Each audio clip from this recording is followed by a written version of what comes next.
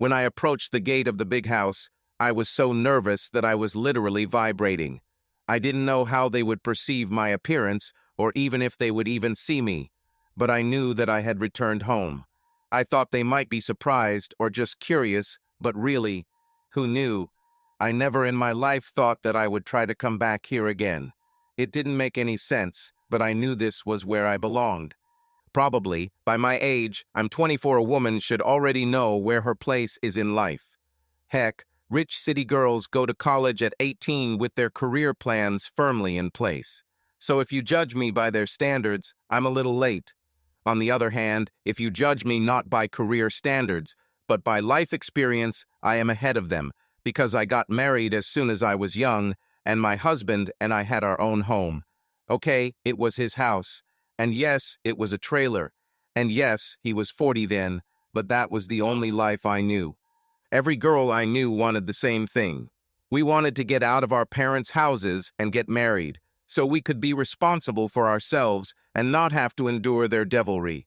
We wanted to make our own rules and make our own decisions.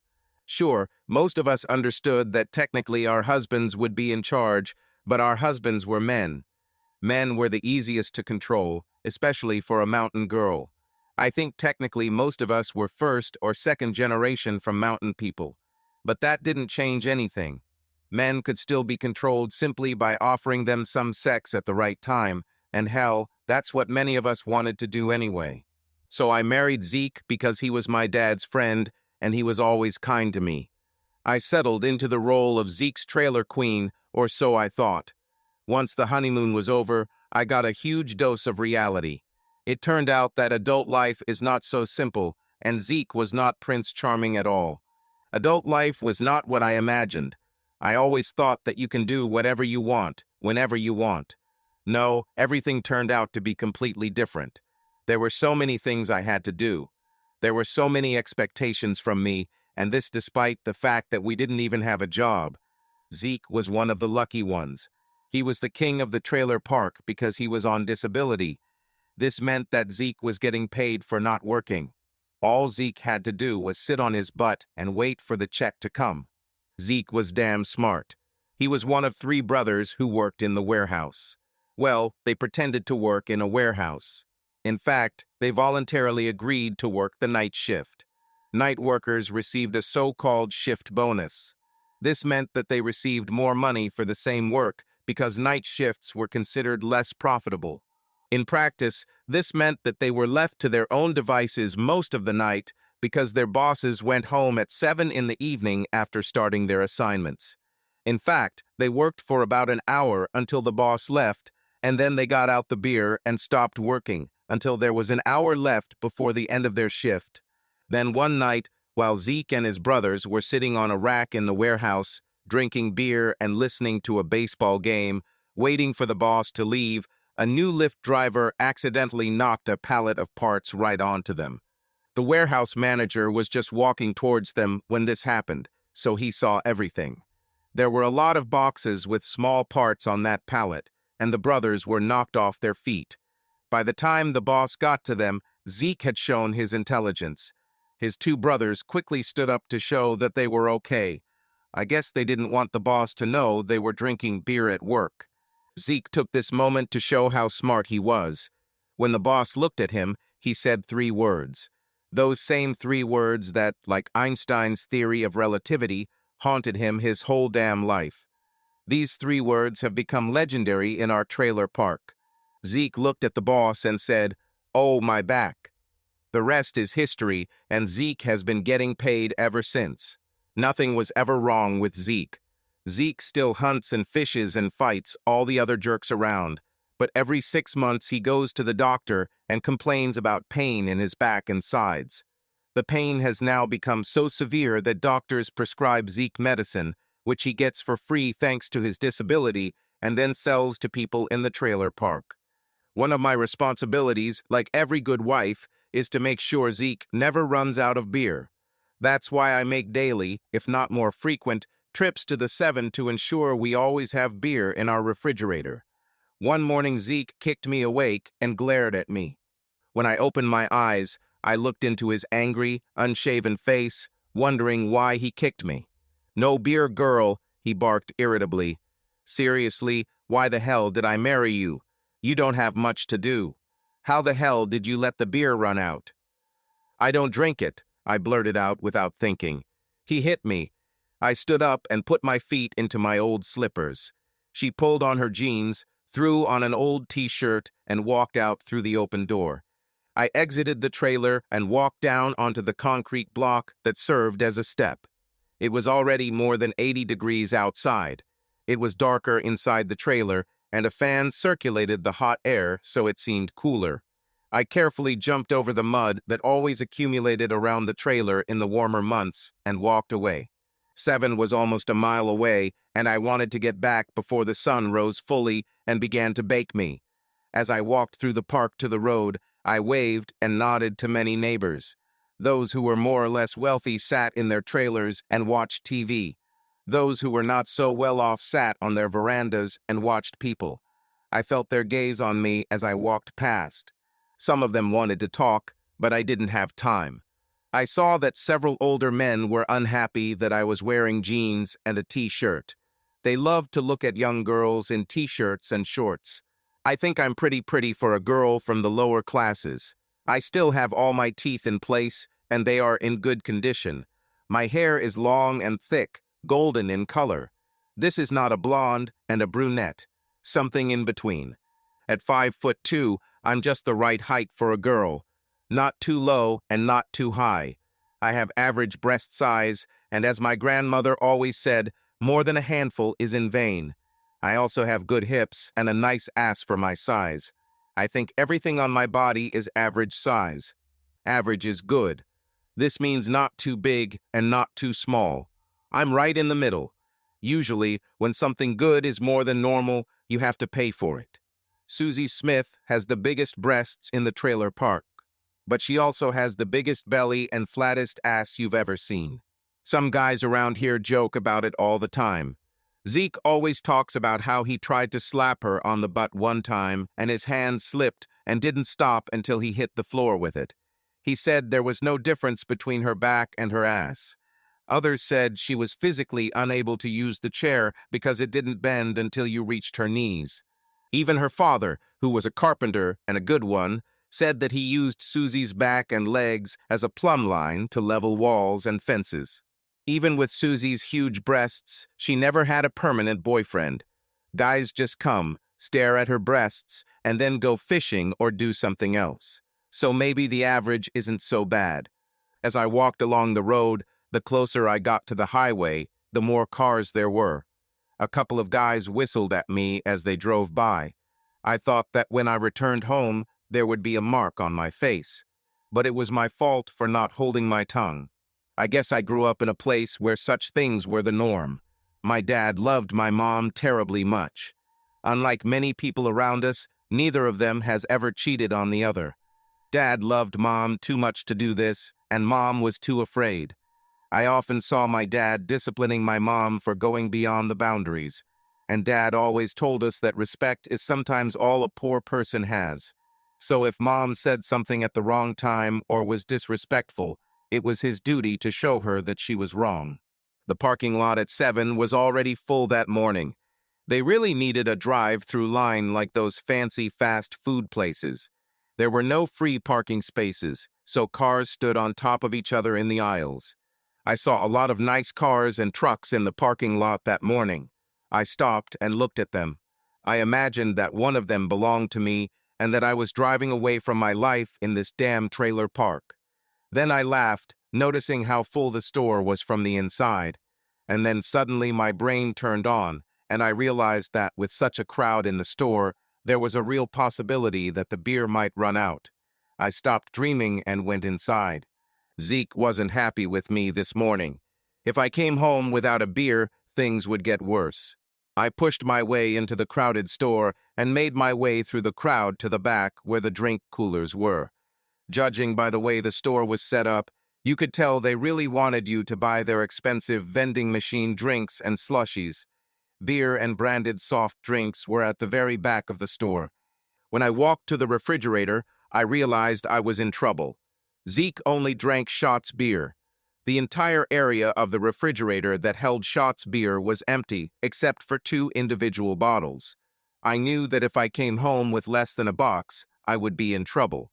I quickly looked around the refrigerator to see if the workers had moved the beer to another location. "Hello, Victoria," said a voice behind me. I turned around and saw the face, if you can call it that, of Chester Crawdad. Chester and I went to school together. Since childhood, he was the most disgusting guy I knew. Chester has been very kind to me over the last couple of weeks. On the one hand, I wanted to think that maybe he had matured, but on the other, I noticed that his kindness began around the time I stopped wearing a coat because the weather became too warm. That day, I was willing to let Chester touch me, or even look at me if it would save me from getting hit by Zeke for coming home without a beer. "Perhaps today is your lucky day, beauty," Chester said in that voice that was reserved for crazy people. "And perhaps today is also my lucky day," he said in the same voice. I tried to hide my disgust as I answered. "How can this be our lucky day, Chester?" I asked, as if I didn't understand. "Because there might be a case of shots hidden in the back of the store just for you to buy." He smiled ultra nasty. "Okay, bring it," I said. "Meet me at the cash register." "Not so fast," he said. "It will only make your day happy." "What about mine?" "Damn it, Chester," I sighed. "Could you do this just out of kindness? Could you do this as a gesture of friendship?" "When the hell were we friends?" He grinned. "And kindness. Victoria, I am the kind one. This world is not a kind place at all, but he can become one. I do something kind for you, and in return you do something kind for me. And then the whole damn world becomes kinder." "Okay, Chester," I said resignedly. "How kind should I be?" He came closer to me and whispered in a voice that was loud enough for me to hear. "I want." "Well, I'm not going to do it here," I replied sharply. I knew Chester only wanted to touch. I realized that Chester was afraid to ask for something more. "Of course not here," he replied. "Just follow me to the back of the store like we're going for your beer. It's just me and the manager, and he's so busy at the register that he won't even notice." I nodded and followed him through the door marked "Employees Only." It wasn't like I was cheating on Zeke. Heck, Zeke often asked me to show his friends something, or even let them have a little more if it would help him. Chester muttered to himself as we entered the relatively quiet, employees-only area. "You're not so damn arrogant now, are you?" he said. "But you really thought I wanted to touch, didn't you? You are nothing. When this is all over, the women where I'm going will make you and all those other trailer park prostitutes look like crap." I couldn't understand him, and by the time I realized I was in danger, it was already too late. When I followed Chester to the beer box, someone made me pass out because of a pile of boxes. The last thing I remembered was Chester's smiling face, but his smile was somehow wrong. Man, today was that day. Today was that day. This was the beginning of a long journey, which I hope will be the beginning of a new life. In the last 5 years, since I left the service, well, since I sorted out a small problem that I discovered after returning home, I have mainly focused on growing the family business. I've hired or tried to hire many other guys like me who served and came home only to experience heartache or indifference. So now I had a group of dedicated employees who, when a crisis struck, were willing to do almost anything for me. And now there was a crisis. I was so alone that it was almost physical. What's the point of doing everything I can to help my community if I come back to a big empty house every night? People are simply not meant to be alone.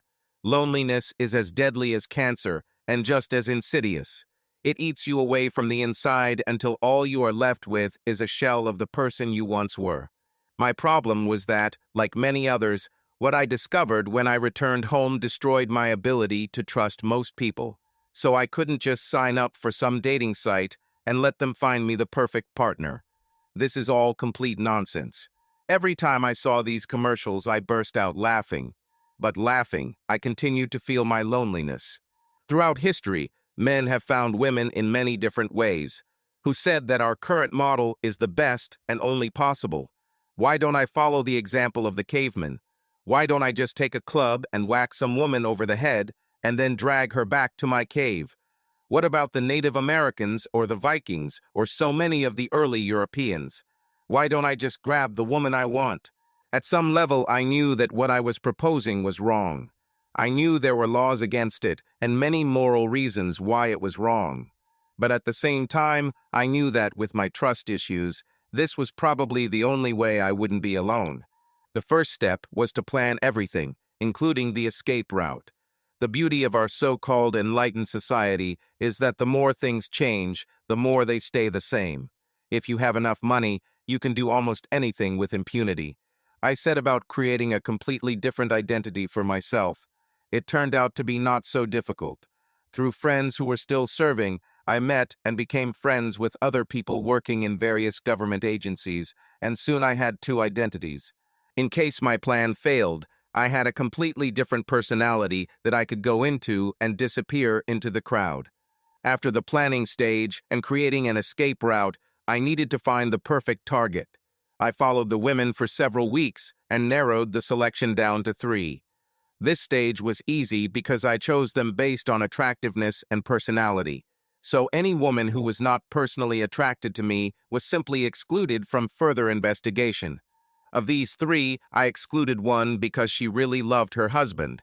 There were 2 left, and one of them was unmarried. Another had been married for no more than a few years, and apparently was not only in a state of shock from her marriage, but her husband sometimes beat her. I still chose a single woman because to me marriage was marriage. Even after what happened to me, I didn't want to ruin anyone else's marriage. Her name was Elsa, and she lived just a few miles from me. She was some kind of nurse's assistant, and she didn't look bad. I arranged for her to be monitored 24/7 to create an exact schedule of when and where she would be at any given moment of the day. And then everything collapsed.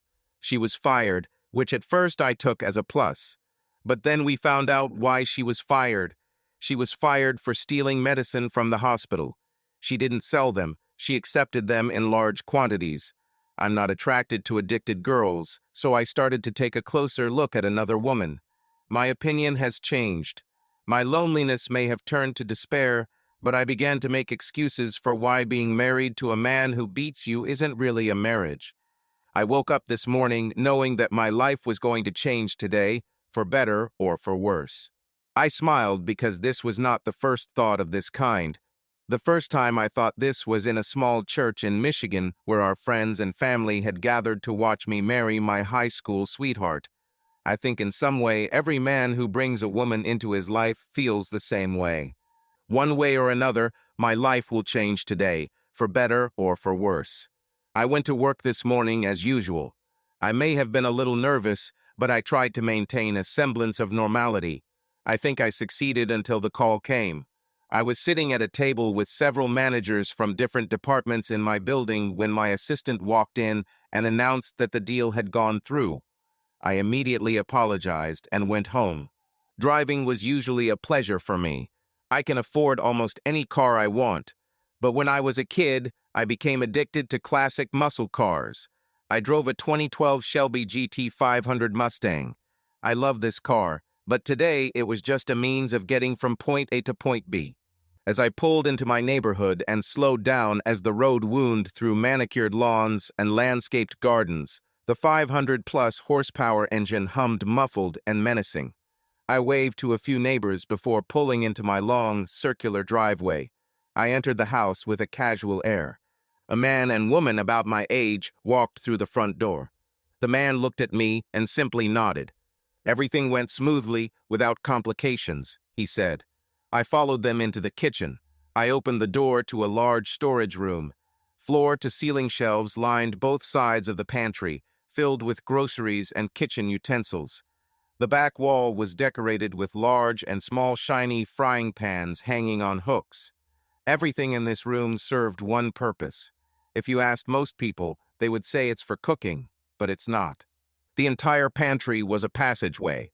Floor-to-ceiling shelves concealed hinges. The entire back wall swung open easily when I opened the locks using the garage-style remote control. I walked down a short flight of stairs and stood in front of a massive door. I opened it and went inside. These two large doors were mechanically linked so that only one of them could open at a time. Behind the door was a very large room. It was larger than most apartments. It had its own large bathroom and even a small kitchen. There, lying on the bed, apparently asleep, was a young woman. She was very beautiful, but she seemed unaware of it. She was 4 years younger than me, and although she didn't understand it either, she now belonged to me. Zick. I turned to Rab to express my displeasure. "Where the hell is she?" I asked. "This bitch left almost an hour and a half ago. It doesn't take that long to get to the 7 and buy beer." "Why are you asking me?" He grumbled. "She is your wife, not mine." He looked around for something to spit the tobacco into. Not finding anything suitable, he simply went outside and spat on the ground. He then sat down on a concrete block that served as a step. "Damn, it's hot in here," he said.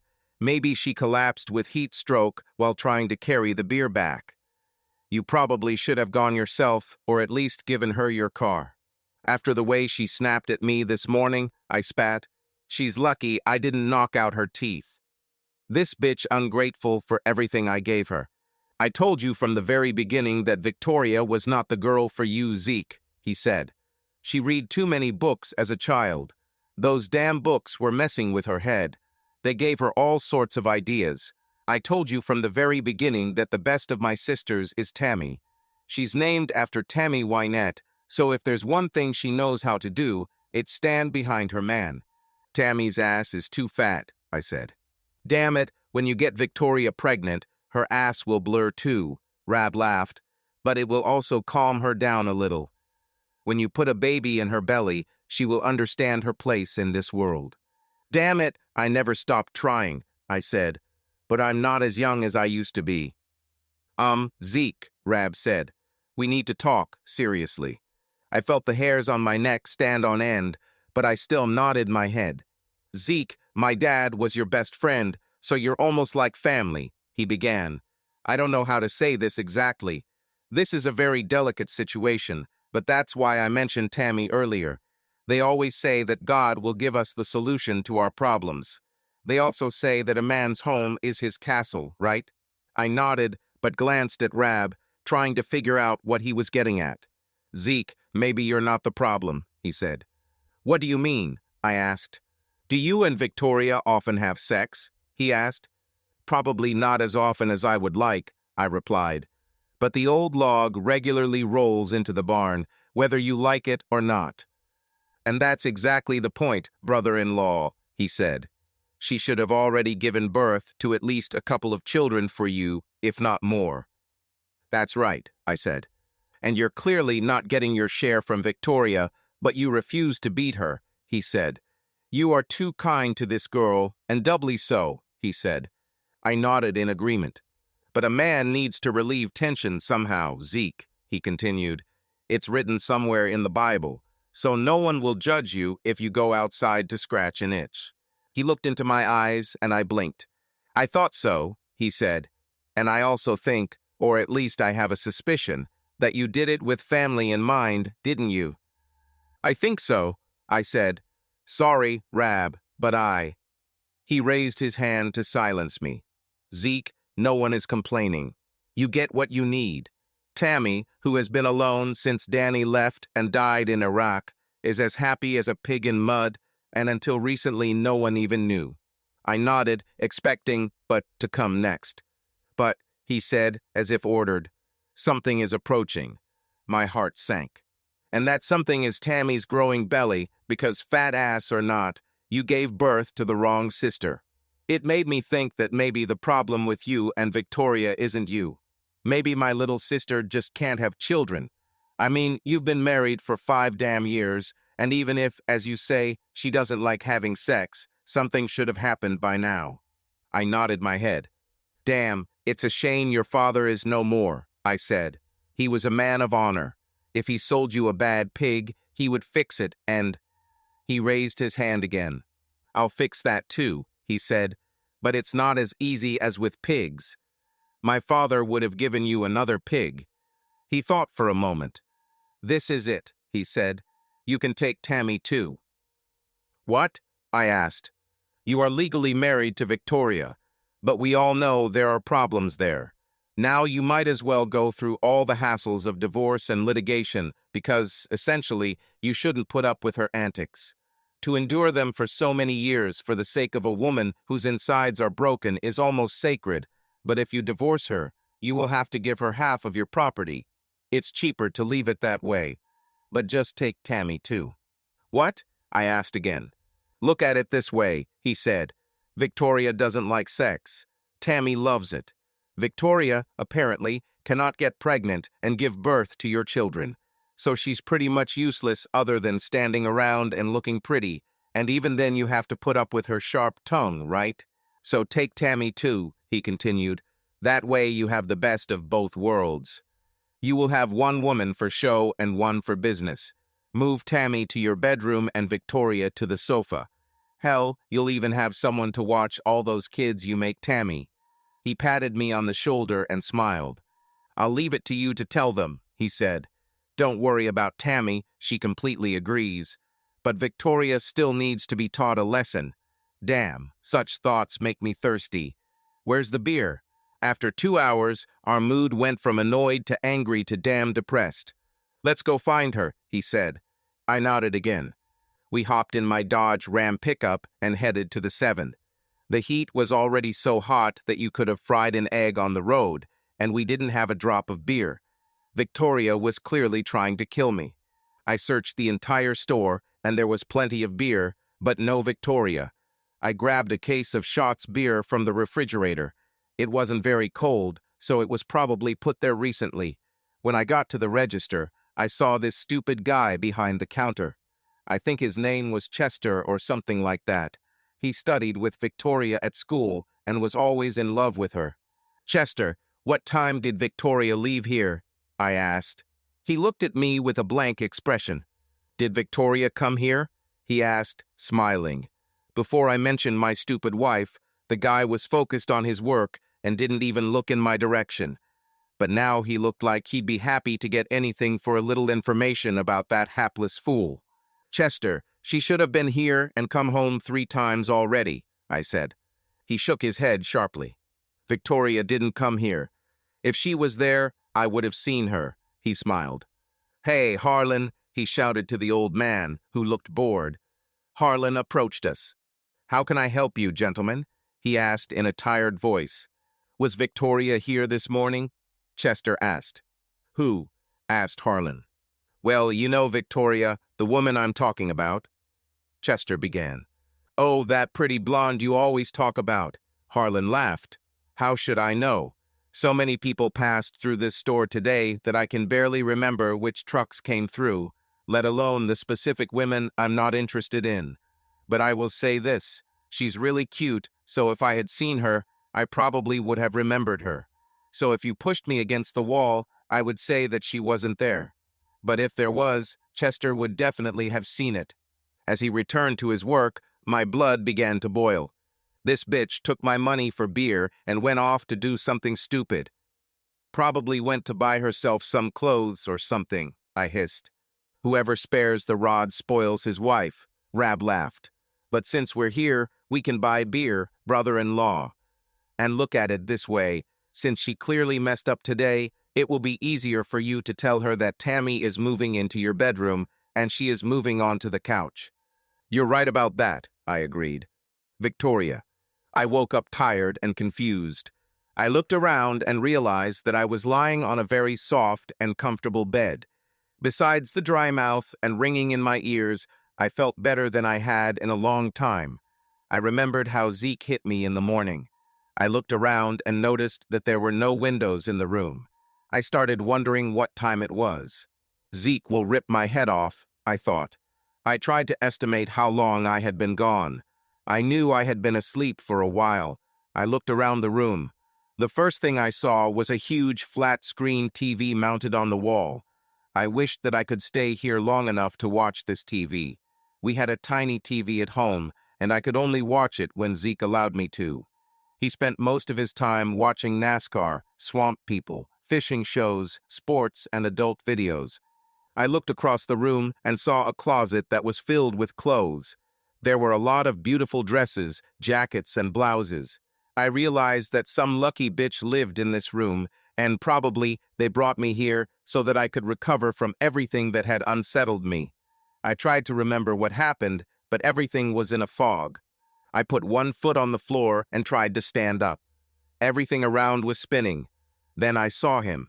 I sat down on the bed again and looked at him. He looked up from some device he was holding in his hands. When his eyes focused on me, I saw his face. He was a really nice man with very kind eyes.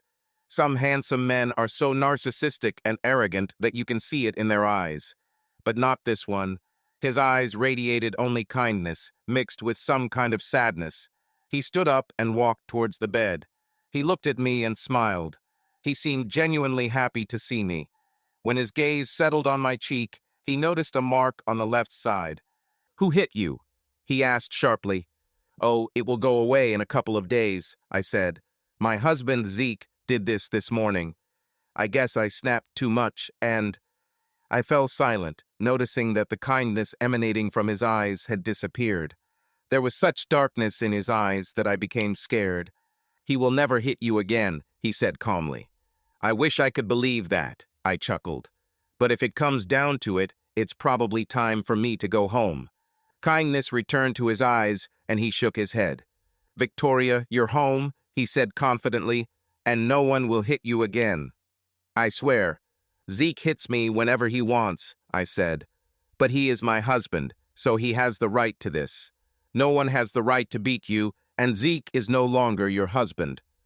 "Victoria," he hesitated. "It's really hard to say, and I hope that one day you can understand it. I guess I hope that in time you won't just come to terms with it. But now you're mine." I burst out laughing. I decided it was some kind of joke. Zeke probably did it. Maybe this is one of those reality TV shows. I started looking for hidden cameras, but couldn't find them. "Okay," I said, "I'll play along. How long will this last?" "I hope forever," he said. I looked into his eyes and didn't see a drop of humor there. And I didn't see the deception. This crazy guy really thought I was going to stay here. I stood up and tried to run past him on my still weak legs. I reached a large metal door, but couldn't open it. Heck, it didn't even have a handle on it. "Let me out of here," I screamed. "Let me out, right now. When Zeke finds out about this, he will beat your pretty face. He's probably already looking for me." He shook his head. "First of all," he said, "Zeke isn't really looking for you. He waited about 3 hours after you left, and then went to the 7 and bought himself a beer. Yes, he asked the cashier at the store about you, but after that he just went home and started drinking.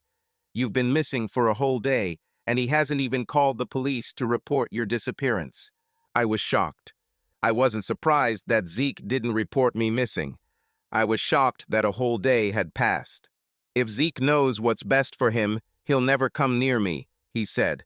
"I might have to kill him for hitting you, and—" "Wait," I said.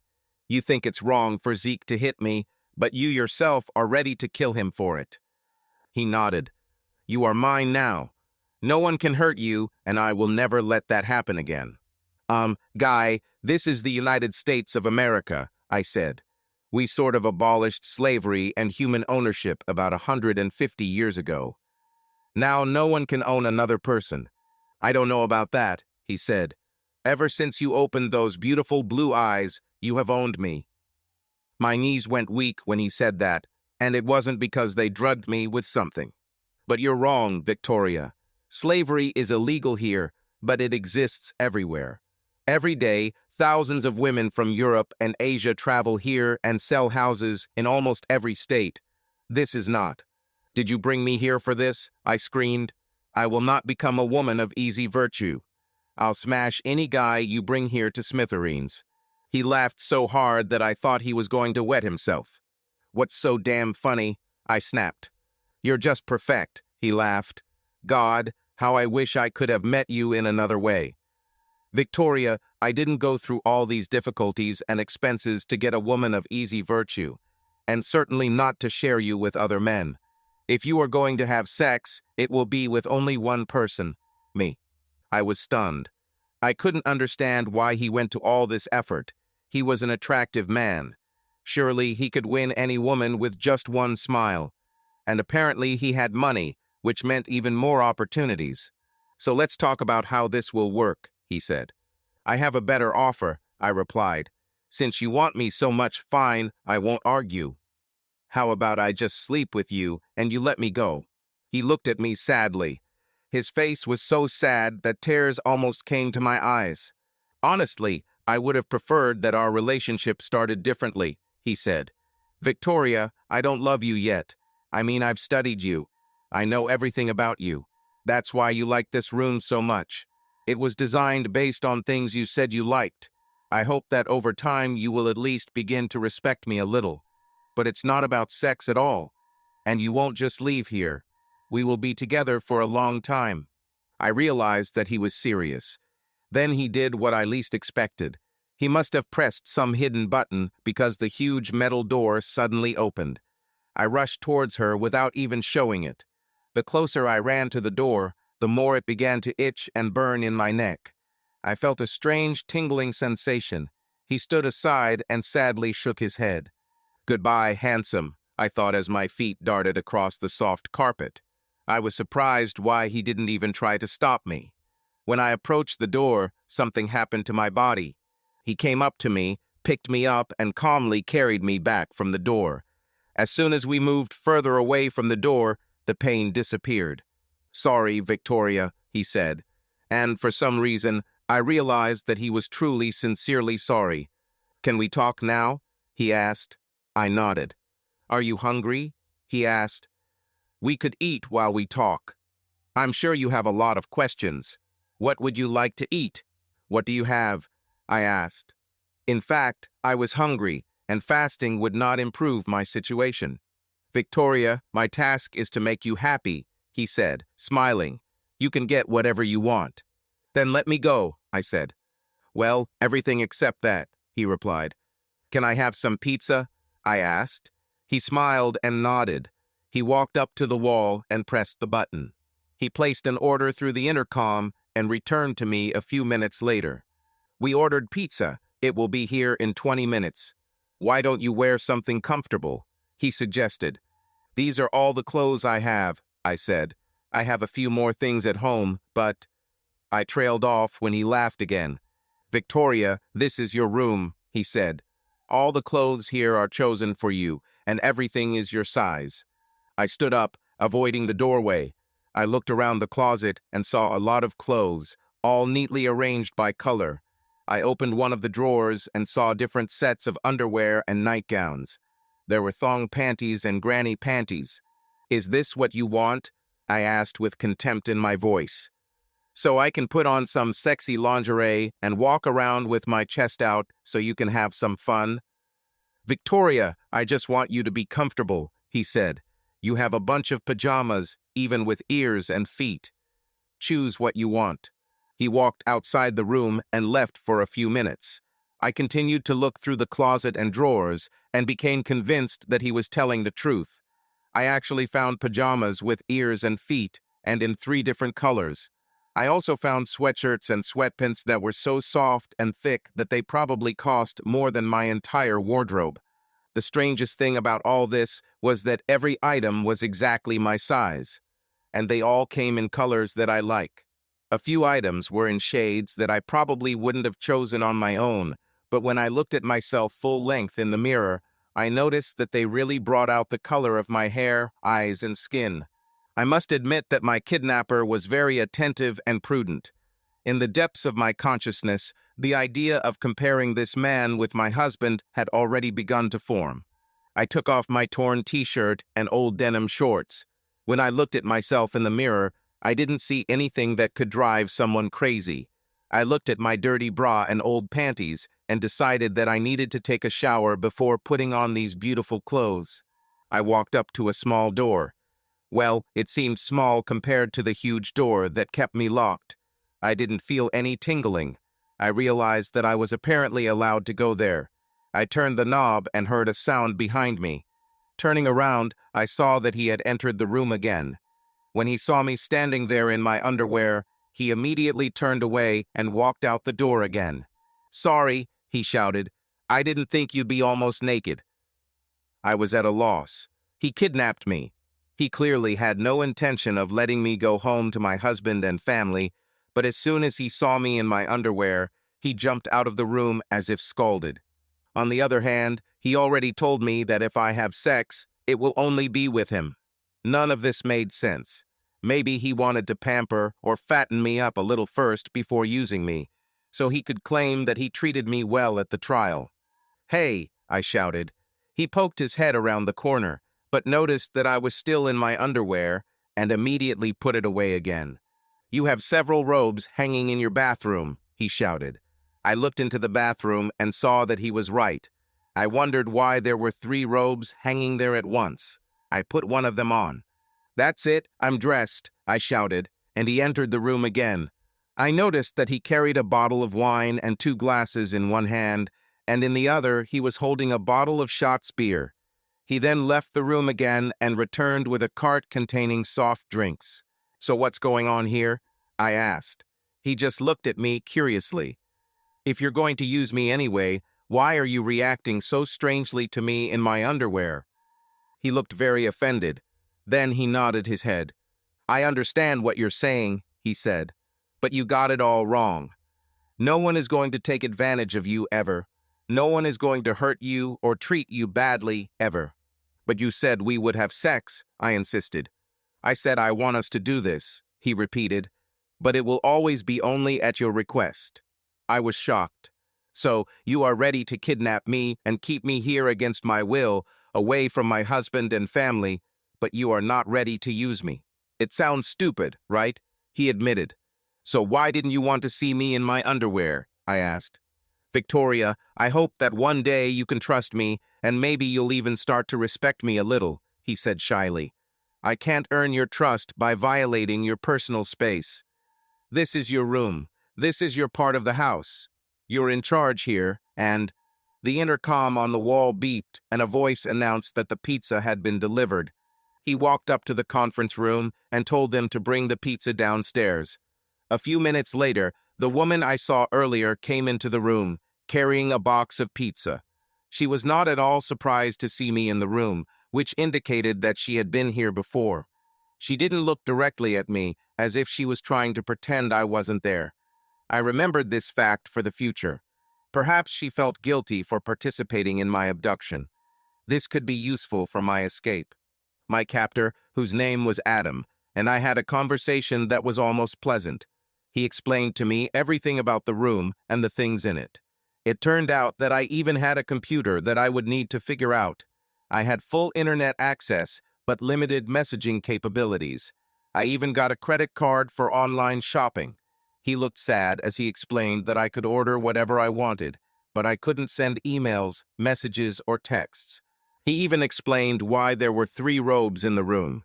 One was pure silk, another was cotton, and the third was terry cloth. He didn't know what material I preferred. I had to admit that I didn't know this myself, because I never had a robe. I had cable access to my 72-inch TV and could watch whatever I wanted, whenever I wanted. If I wanted to eat, all I had to do was walk up to the meeting room and ask, or I could cook my own food. If I couldn't cook something in my small kitchenette, I had the option of using the large kitchen in the main house. Adam said that once I got the hang of it and proved that I could be reliable, they would give me more freedom. Freedom will be provided by levels. If I behave well, I will be allowed to use the entire house and then the entire grounds. If I prove my reliability, I will be allowed to go outside the territory, and later we will be able to travel and go on vacation. "For example, where?" I asked. "For example, wherever you want," he answered. "How will you know that I won't start screaming as soon as I find myself on the street and see the first person I meet?" I asked. "I can pretend to be nice until I go outside, and then I'll scream at the top of my lungs." "You are a very young and beautiful woman, Victoria," he said. "I know this is a very unusual way for people to get close, but I really want us to become good friends. At the same time, I assume that you want to live, and I assure you that I do not intend to spend the rest of my life in prison. I took certain precautions to prevent this from happening. Among them is your implant. I and several people on my staff have little key fobs that control your implant. Even when we travel or you go somewhere, one of us will always be with you. If you try to do something, from the first sound you make, we will know that our freedom is at risk, and we will immediately press the button. What you felt at the door was just a small warning of what you might experience. The pain will be so severe that you will not be able to tell anyone anything, and if left unchecked, it could kill you. He looked down as he said this. We have all killed people while serving our country. We may not like to kill, but if it is necessary to maintain our freedom, we will not hesitate. So, no matter how much I love you, I will press the button without thinking and start all over again. Even if you are lucky and the person who finds you is an experienced surgeon, they will need to know exactly where the implant is and how to safely remove it. The likelihood that he would have the necessary equipment to do this on the street is extremely low. It was clear from his face that he didn't like talking about it. After that, we just discussed what I could do and what I couldn't do. He said that the next day when he returned from work, he would give me a tour of the house and grounds. When I asked what I should do during the day, he simply smiled and said, "Whatever you want." And he didn't lie. The next day when I woke up, I stretched and looked around, thinking that this was the best dream of my life. I was about to finish the remaining pizza when I noticed the note he left on the table next to my bed. The note wished me a wonderful day and reminded me that if I needed anything, I could simply ask for it through the intercom. I took a long bath with real bubbles. Then I looked in my closet and drawers to pick out an outfit. There were so many things there that I didn't know what to choose. I turned on the TV and looked at what some of the presenters were wearing. I put together an outfit similar to what one of them had. I let my hair down from its usual ponytail and tried to comb it. I found different sets of cosmetics in the drawers. I've never really worn makeup. I was experimenting with some remedies when I heard laughter behind me. I turned around and saw the woman who brought the pizza. "You don't know how to apply this, do you?" she laughed. I just stared at her. "And why are you dressing up? Is this some kind of game?" she asked. "Sorry," I said coldly. "I don't have a diploma in kidnapping rules." "Listen, Victoria," she said. "We should try to make this whole thing less unpleasant. He's a really good person, and believe me, he did a great job putting this together. So let's just forget about these details and try to make this as enjoyable as possible." It seemed to me that she was hiding something from me. She showed me how to apply makeup on my eyes and everything.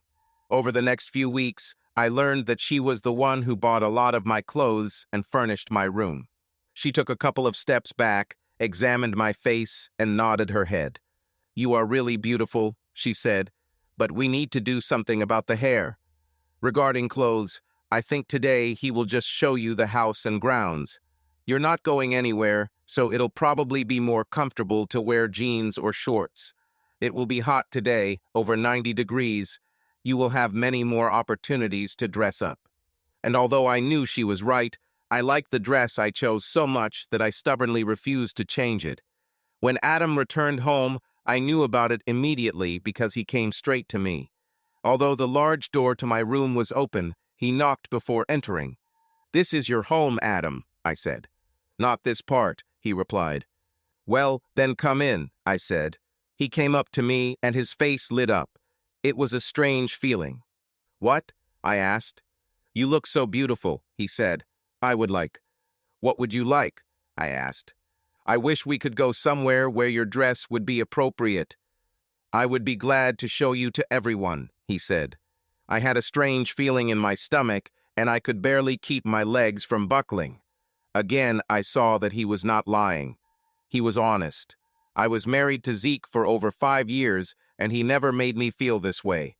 Adam reached out and slowly led me through the large door out of my room. He showed me around the house, and I really liked it.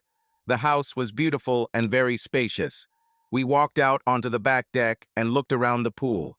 On one side, there was a small forested area, but the entire area was surrounded by a fence. That night, as on all subsequent nights, Adam and I spent a lot of time together. Honestly, he spent more time with me in the first couple of months than Zeke did in our entire marriage. We played board games and watched movies. Sometimes we'd grill steaks and just look at the stars before I went back to my room. He even taught me to swim.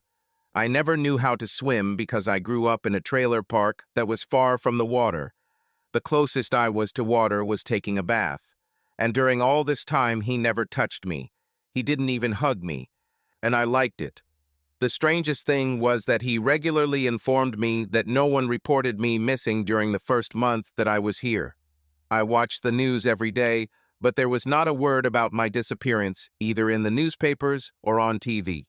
Finally, almost 3 months after my disappearance, I saw a short report on TV. It interviewed my brother about my disappearance. They reported that I was missing on my birthday because some distant relatives had sent me cards and asked where I was. While they were interviewing my brother Rab, who didn't seem too upset about my disappearance, the camera panned slowly through the trailer park. For a moment, I saw Zeke. He tried to stay off camera, but the camera still caught him. My husband Zeke, the man I longed to return to, was lying on the couch on the porch with his feet up and a bottle of beer in his hand. He seemed completely unaffected by my disappearance. My birthday was a huge event. Adam celebrated my birthday for a whole week. Every day he brought home another gift. At the end of the week, on my actual birthday, he took me to a very expensive restaurant. I could see he was nervous about it, but there was no need for it. My need to escape had already subsided. I felt a little depressed and a little angry at the same time. I was sad that the people who knew me and lived with me my whole life didn't seem to care that I was missing. I was angry because my damn husband had just accepted my disappearance. All this time I thought they were putting up posters of my face or printing it on milk cartons. It seemed to me that I just needed to bide my time and run away because my family was tirelessly looking for me on the streets, but all this turned out to be untrue. The guy who kidnapped me cared more about me than my damn family. In the restaurant, I saw that Adam was nervous. "Adam, honey, just relax," I said. "I give you my word that I won't do anything tonight. You can trust me." It turned out to be one of those magical nights, like in the movies. It was the most romantic night of my life. After we got home from dinner, we had a glass of wine on the terrace, and then lay on the grass and looked at the stars while he showed me the different constellations. But I didn't look at the stars. I just listened to his voice and remembered that he never said a rude word to me. He never hit me, and everything he did since I arrived here was aimed at making me happy. On a whim, I turned to him and kissed his cheek. He stopped talking and simply glowed with happiness. I went into shock for a second, realizing that I had kissed the guy who wouldn't let me return home. I half expected him to immediately grab me and rip my clothes off. But he didn't. He simply smiled back at me. I felt awkward and started talking to fill the silence. "I just wanted to thank you for all the effort you put into my birthday," I said. "It doesn't mean anything more." He nodded silently, and I felt terrible. I was confused. On the one hand, this guy was kinder to me than anyone in my life. On the other hand, I constantly had to remind myself that he took me against my will and did not allow me to return home to my family and husband. I was also absolutely sure after watching that story that they were looking for me and sooner or later they would find me. It was so strange. He just stood there awkwardly, smiling at me, as if that little kiss I gave him meant the world to him. Things got even weirder in the weeks that followed. We walked around the neighborhood, and I met several neighbors. They all looked at me as if they were trying to figure out what was special about me, and everyone seemed to like Adam. Hell, I liked Adam too, if he hadn't kidnapped me. If he hadn't kidnapped me, I'd still be in that damn trailer, fetching Zeke beer. I think at that moment I just stopped thinking and started living. There were moments when I was still thinking about escape and looked around to understand how closely I was being watched. There were also times when guilt made me hide in my room. Adam seemed to sense these moments and never got angry. He just gave me space until I started looking for him again. When December arrived, bringing snow and cold weather, I realized that Adam and I had been together for 6 months. There was no further mention of my disappearance in the news. It seemed that everyone had forgotten about me. I remembered what winter was like in the trailer park and laughed. Often I had sex with Zeke more for warmth than desire. On the other hand, Adam and I had fun in the snow like a couple of kids, and then ran indoors for cups of delicious raspberry cocoa. We sat by the fireplace, whether inside by the fireplace or outside by the fire on the deck. We played video games or watched movies together on my huge TV. Adam always let me choose the films. He just sat there with this stupid smile on his face and looked at me out of the corner of his eye when he thought I didn't notice. Over the past few weeks, as Adam and I grew closer, Tella, the woman who looked after me, became increasingly sullen. She was never rude to me, but I felt like she never approved of them taking me. At first, I thought it was because she was on my side, but later I realized that she was worried about Adam, not me. A few weeks before Christmas, while talking to her, I mentioned Adam's habit of looking at me, and she lost her temper. This was the first time I saw her lose her composure. "It's really weird how he just sits and looks at everything I want to look at," I said. "We even watched Steel Magnolias last night. My brother once told me that no man in the world could get through that movie without throwing up several times." But Adam just sat there, smiling. Most of the time, he wasn't even looking at the screen. He was just looking at me. I wonder why he's doing this. "Damn it! What an idiot he is!" she suddenly screamed. "He's doing this because he loves you. For some reason, he thinks you're really fucking special. Do you even realize how lucky you are? Damn, I'd love to take your ass back to that trailer park." "I'd like that too," I said. "I would leave in an instant. Let's leave now." She simply left the room, and I didn't see her again for the rest of the day. The next day, she apologized. Finally, I realized what was happening. Tella loved him. The problem was that I also wasn't sure if I didn't love him myself. That night, while Adam and I were watching Game of Thrones, I started looking at him out of the corner of my eye too. I constantly caught his eye on me. Finally, I waited for him to look at me again, and I stared back at him. I could see it in his puppy dog eyes. He really had feelings for me. It made me feel weird. The next moment, I kissed him again, and this time it wasn't a quick kiss on the cheek. I hadn't had sex in 6 months, so I got horny very quickly. The next moment, he pushed me away from him. I was shocked. "What's happened?" I asked. "Tori, you've had more than a couple glasses of wine and you're hot," he said. "This is a big step. Maybe you should think about it first." I was a little offended, so I spoke without thinking. "Are you sure you want to refuse?" I asked. "I may not offer any more."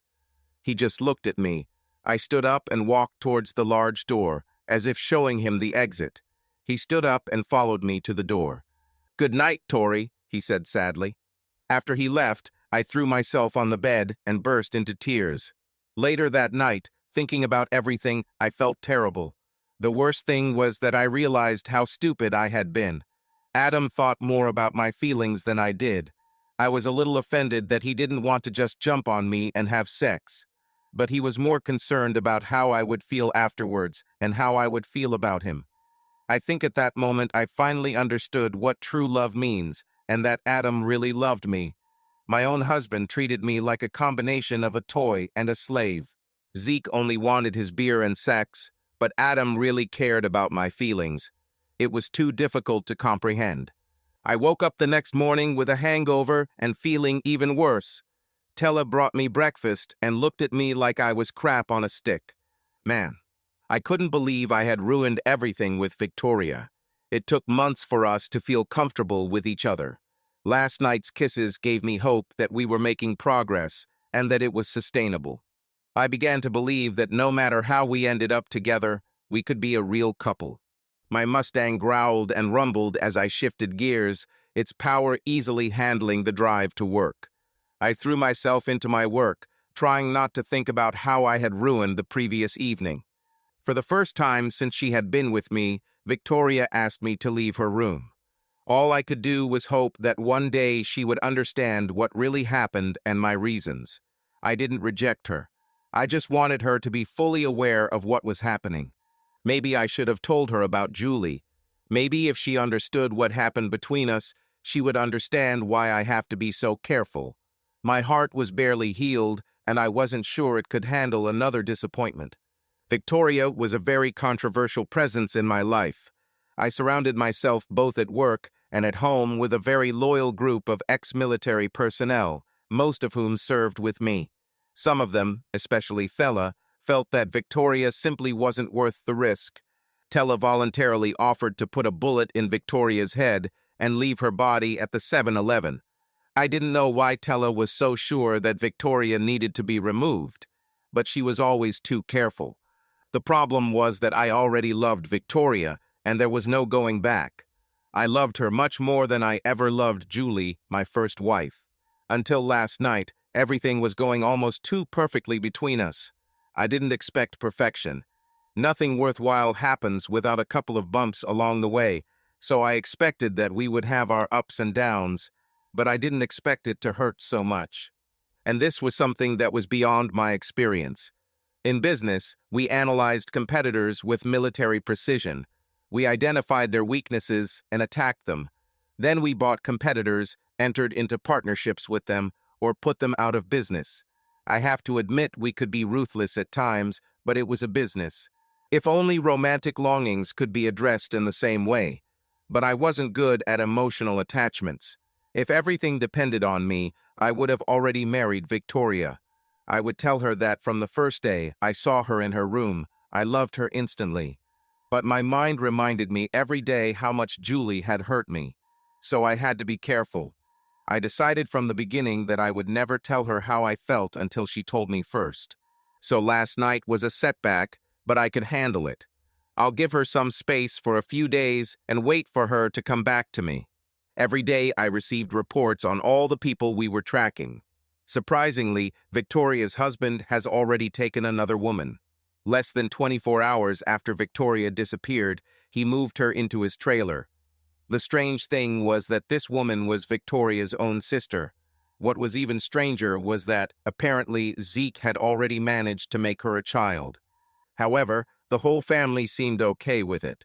It was also clear that no one was really looking for Victoria. It seemed like Zeke simply asked for another sister to take her place and got it. The police questioned Zeke and got him to admit that he hit her that morning before she went out to buy beer. They assumed she had simply left him. They wanted to charge him with domestic violence or battery, but without someone to file a complaint, they couldn't do it. On the other hand, they couldn't blame her for running off with the $20 he gave her for beer because they had no proof that he gave her that money, and since she wasn't there, there was no one to bring charges. They also suggested that, judging by the condition of the trailer where she lived, she was clearly doing better wherever she was. It was therefore understandable why the police did not pursue the case with the same vigor as would normally be expected. Zick. I craned my neck, trying to get around Tammy's ass. This woman has never been more than 2 damn feet away from me.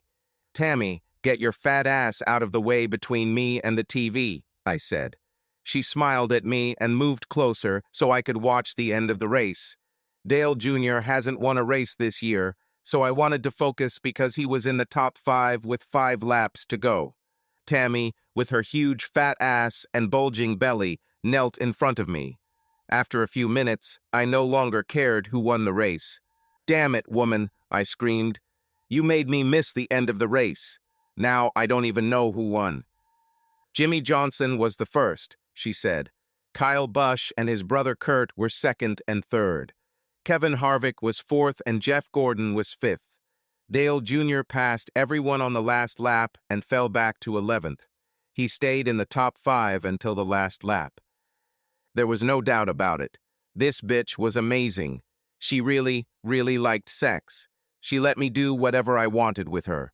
If I told her to lift her shirt and let my friends look at her breasts, she did it. Of course, she had problems too.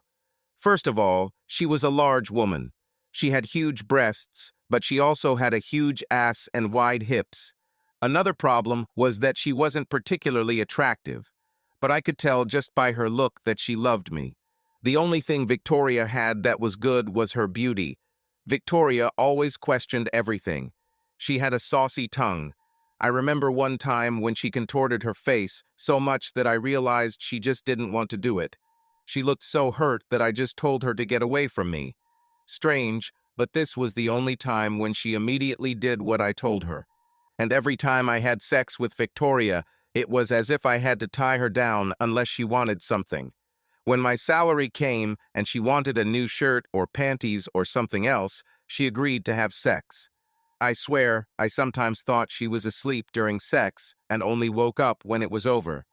This behavior hits a man's ego hard. I also found out that this bitch was cheating on me. After she left, running off with my damn beer money, Tammy moved some of Victoria's things to make room for her clothes. Tammy found Victoria's pills. All the years that we were married, I thought that the problem was me and that I could not make children. But Victoria took pills all this time. It was as if she was saying, "You're good enough to get me out of my parents' house, but you're not good enough to have children with you."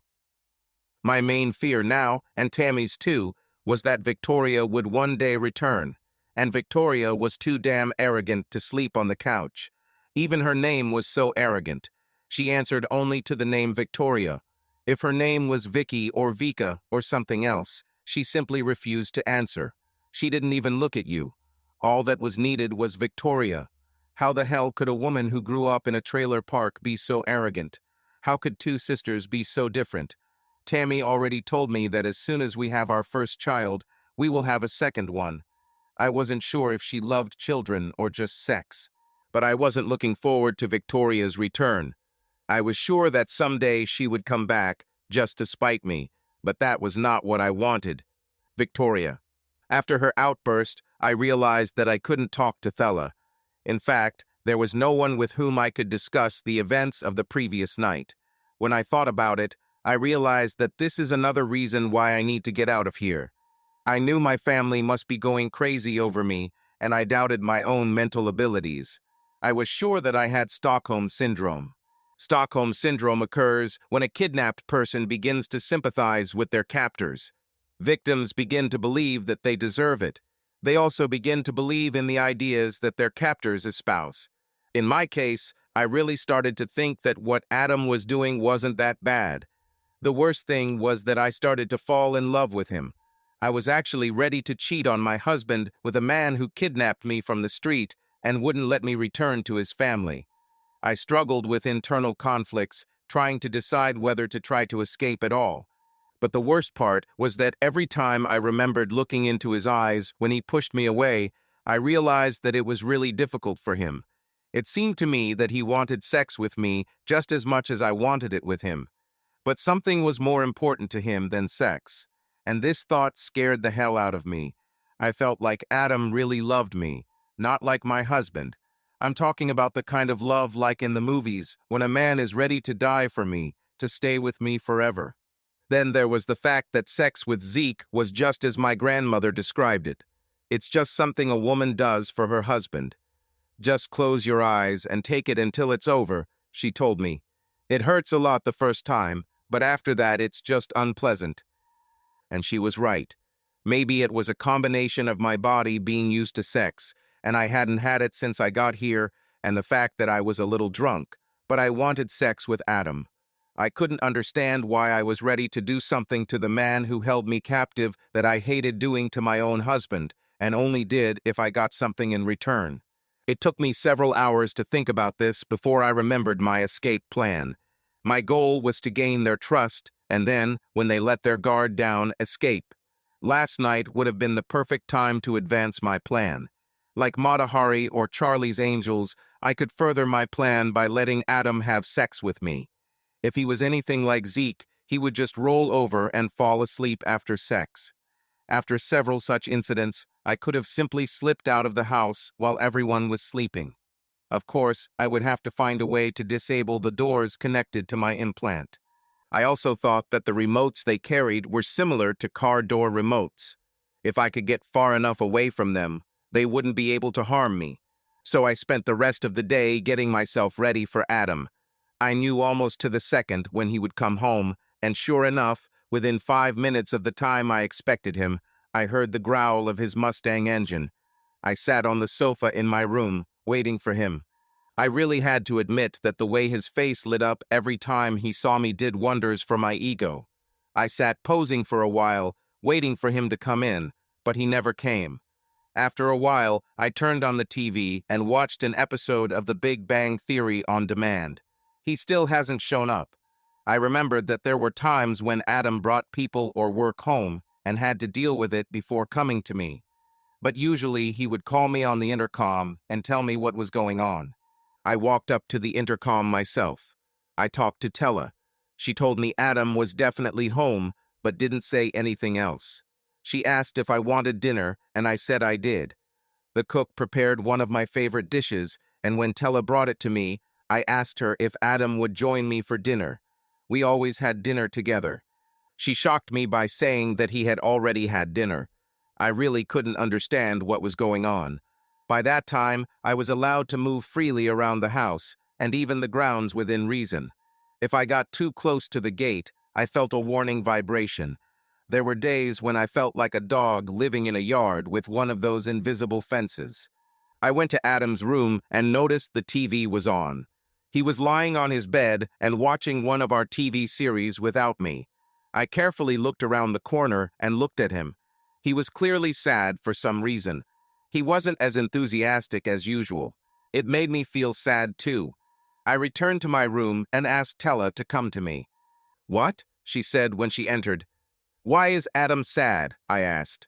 She rolled her eyes and shook her head. "Bodies, I don't need your fucking attitude," I said loudly. She just turned and looked at me. "I already know you have feelings for him," I continued. "And the best way for you to deal with this fucking unpleasant situation is for you to just do your damn job and take care of me. So why is he sad?" "Because he really loves one very stupid woman who doesn't deserve him," she said with venom in her voice. "And this stupid woman kicked him out of her room yesterday," she continued. "And so he walks all day like he's dead, as if his dog died." "I'm really sorry," I said. "I didn't know. No one has ever been upset with me, ever. I couldn't find the words. "Victoria, you failed to see him in the best light," she said. "He is truly the kindest and sweetest person I have ever met. But he is very confused inside. I shouldn't tell you this." She sat down next to me on the edge of the bed. She took out her remote control and pressed a button. The large door closed, leaving us alone. "You know a lot of us served in the military together, right?" she asked. I nodded. "Adam was our commander. We all depended on each other and never left anyone behind, no matter the situation.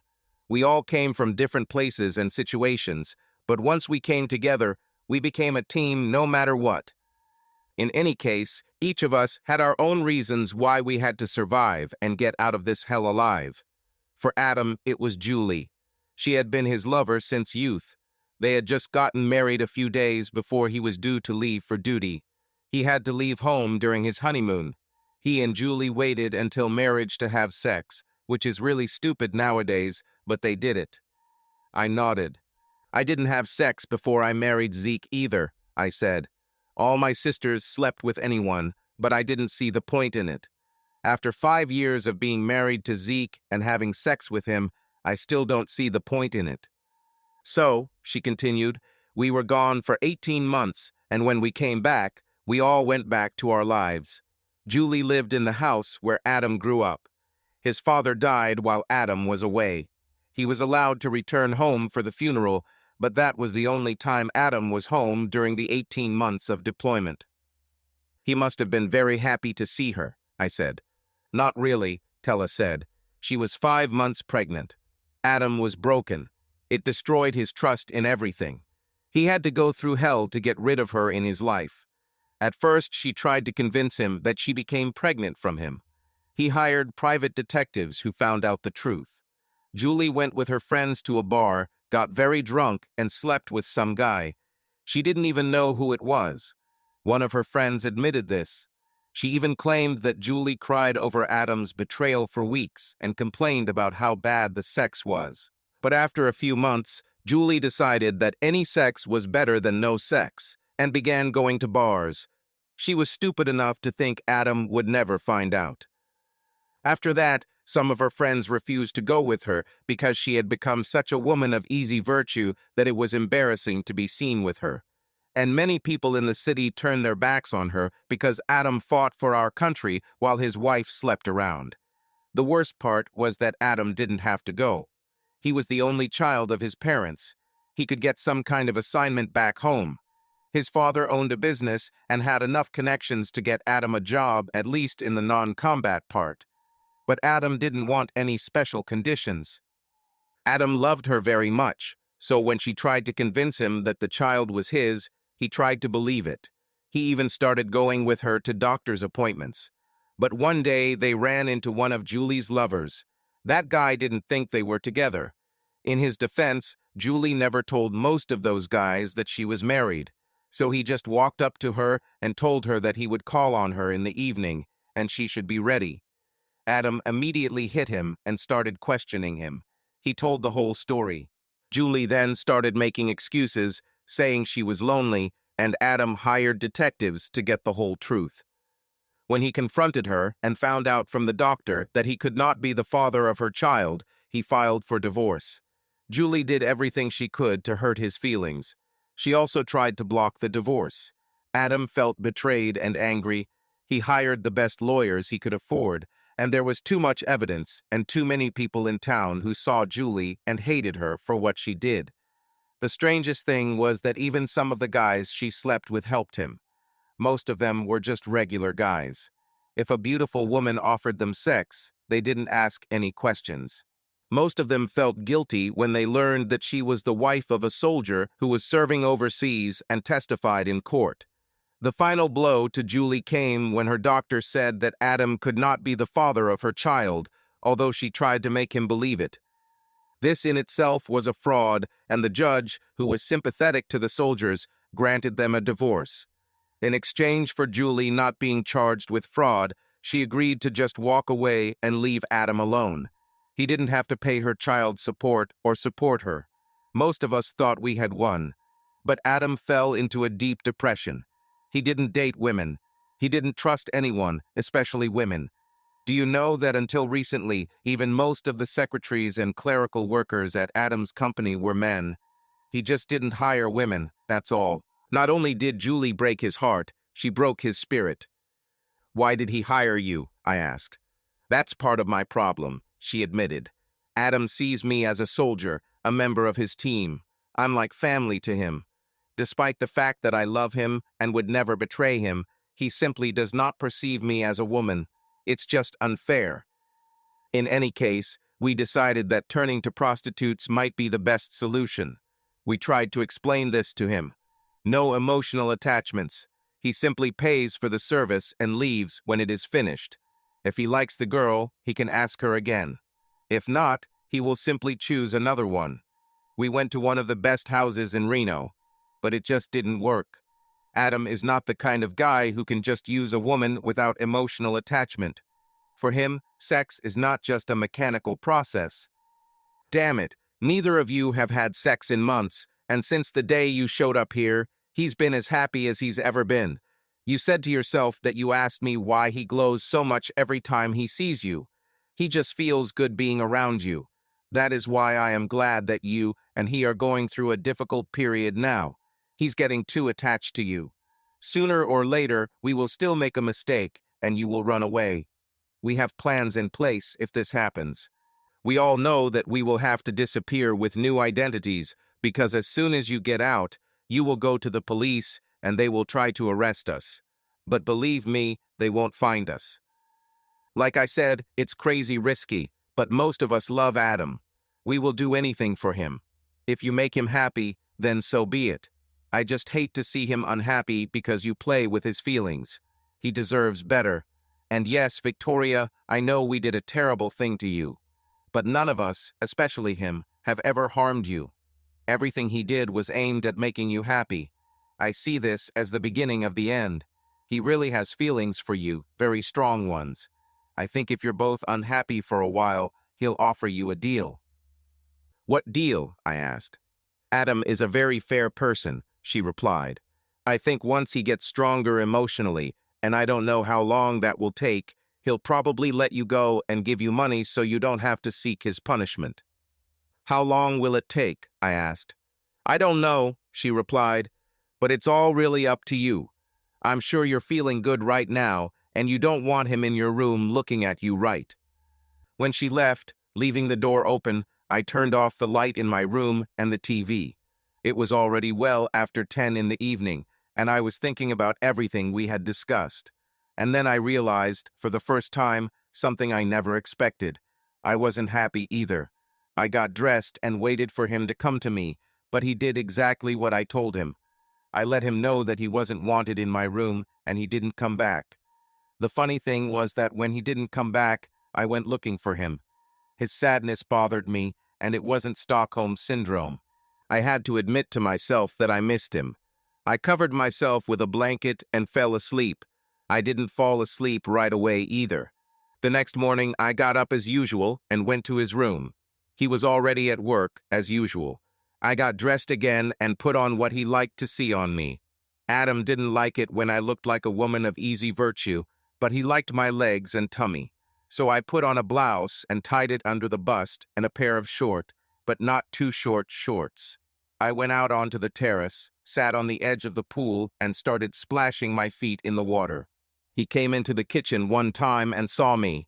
I looked at the kitchen out of the corner of my eye and saw him when he entered. I turned and our eyes met. He was even sadder. It seemed that separation from me was causing him pain. My heart broke even more. I found myself wanting him to do like Zeke, come up to me, slap me, and tell me to get a grip. In my marriage, even when Zeke was wrong, he was right. He was a man and his word was law. In this case, I was wrong. Adam tried to protect me from my own stupidity. He refused to take advantage of me when I was drunk, and he suffered because of it. The funny thing was that I suffered too. I missed his company, his laughter, and the way he treated me. And if it was Stockholm Syndrome, then don't give a damn about it. He left the kitchen, and I knew that I could not survive another night like this. I walked back to my room through the darkened house. I took off all my clothes and got into my bath. I took the most fragrant bath oil I had and enjoyed the hot water for a long time. When I got out of the bath, I put on a silk robe and left my room. I climbed the stairs and went to Adam's room. I didn't knock on the door, I just turned the knob and entered. He lay on his bed and watched TV. "Victoria, you should knock before entering someone else's room," he said. I could see that he was surprised to see me. I think he just said it out of panic because he couldn't think of anything else to say. I turned off his TV and climbed onto his bed. "Victoria," he began. "Shut up," I said sharply. "You were right, Adam," I said, kissing him. "Vic," he began. "I'm not drunk this time," I said quietly. I felt like a prostitute because I knew we were going to have sex, and it was cheating on my husband. I always suspected that Zeke was cheating on me, but that's what all men do, or at least that's what I thought. But I never cheated on him. I think a lot of it had to do with the fact that sex was never that important to me. But at that moment, for the first time in my life, I wanted to have sex with me. "Tori," he asked. "I'm ready," I said, and I really was. "This will be an important step. There will be no turning back," he said. "Who wants to retreat?" I asked.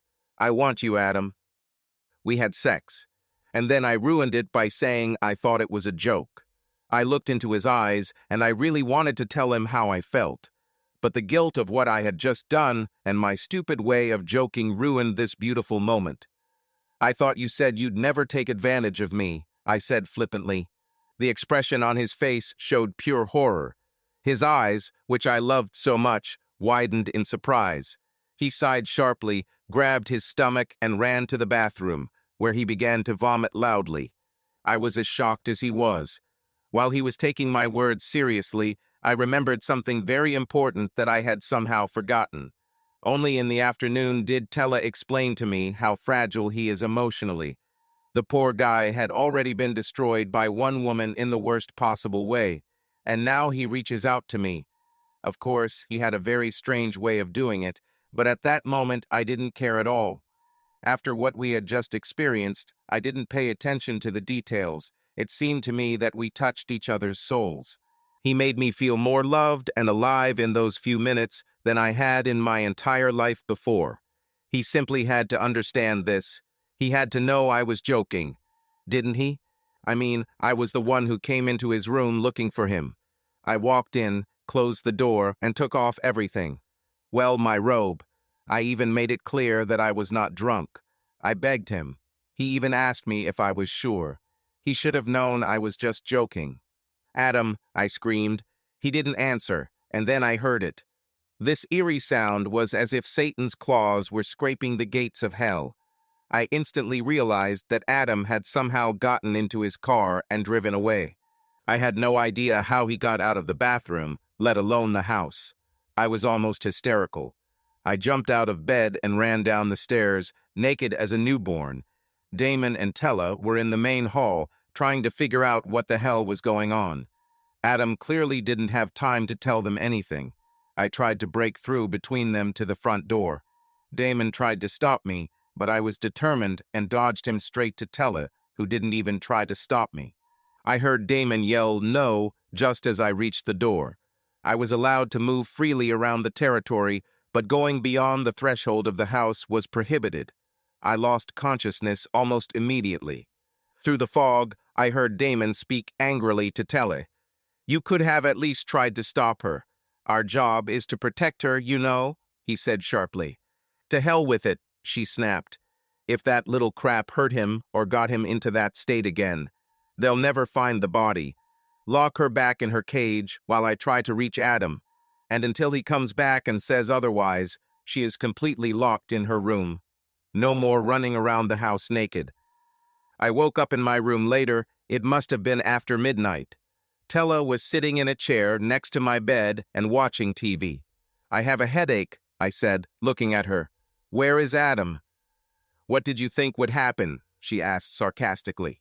"You could have at least tried to warn me," I blurted out.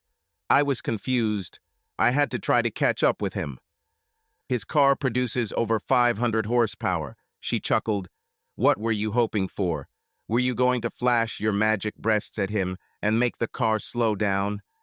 I just looked at her with contempt. "Where is he?" "I have no idea," she replied. "I don't even know why he left, but I have a feeling you know, so spill it." "This is personal," I said.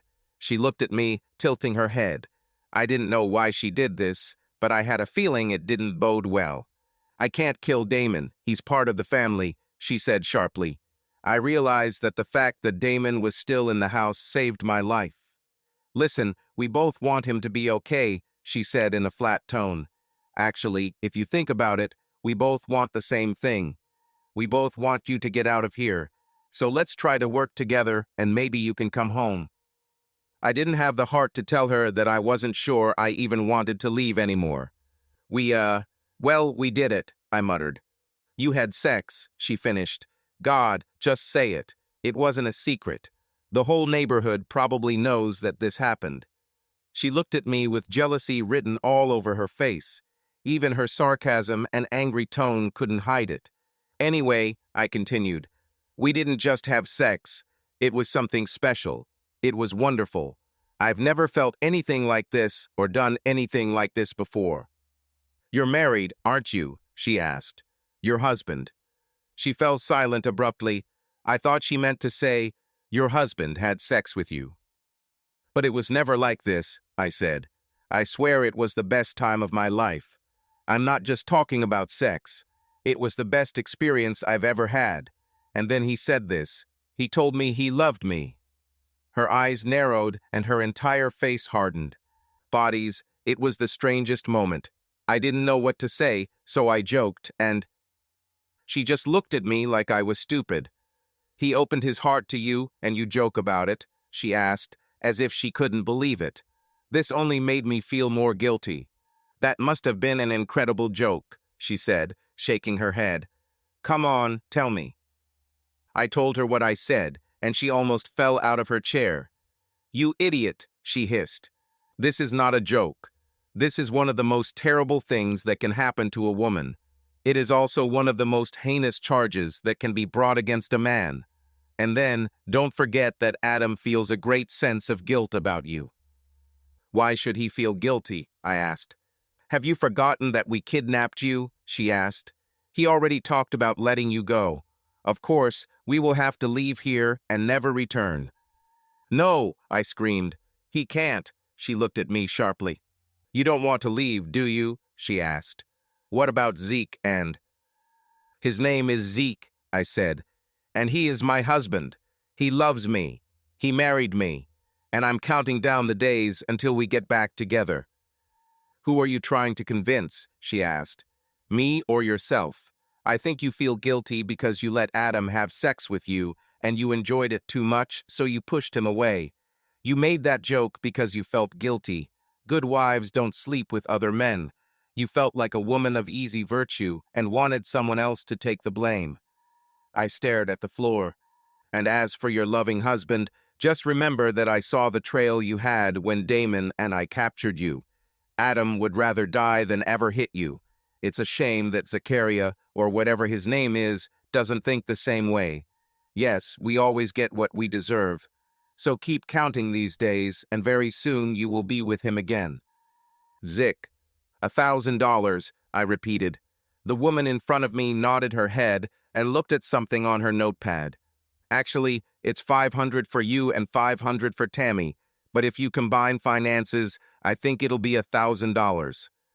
And all we have to do is pretend, or rather, share our feelings about our loss, I clarified. Yes, sir, she confirmed. Can we do this now? I asked. She motioned for the operator, who began setting up the camera. I approached Tammy. Honey, I need you to do something for me, I told her. I need you to talk to this camera and tell me how much you miss your sister. I don't miss her at all, Tammy snapped. Is that what you want me to say? No, you stupid chicken. I want you to cry and tell her how much you miss her. Imagine we're making a movie, I said. Just watch me do it. When the camera was pointed at me, I just started talking. The woman asked me if I missed Victoria. Every day, I said sadly. Victoria was the light of my world. Without her, my world is darkness and loneliness. I just remember the last thing I said to her before she left to get a beer. I told her I loved her and... I burst into tears, then looked back at the camera. Victoria, dear, if you are out there, please come home. Then I started crying again. I thought that these city people would appreciate my tears. They always liked it when men were sensitive. Let's see how you top this, I whispered to Tammy. Damn, Tammy was a natural actress. She was supposed to be Elizabeth Taylor, or rather, the Elizabeth Trailer of our family. I just want my sister to come home, she said directly to the camera. A lot has changed since she left 9 months ago. She motioned for the camera to follow her and walked up onto the porch. She picked up the baby and held him up in front of the camera.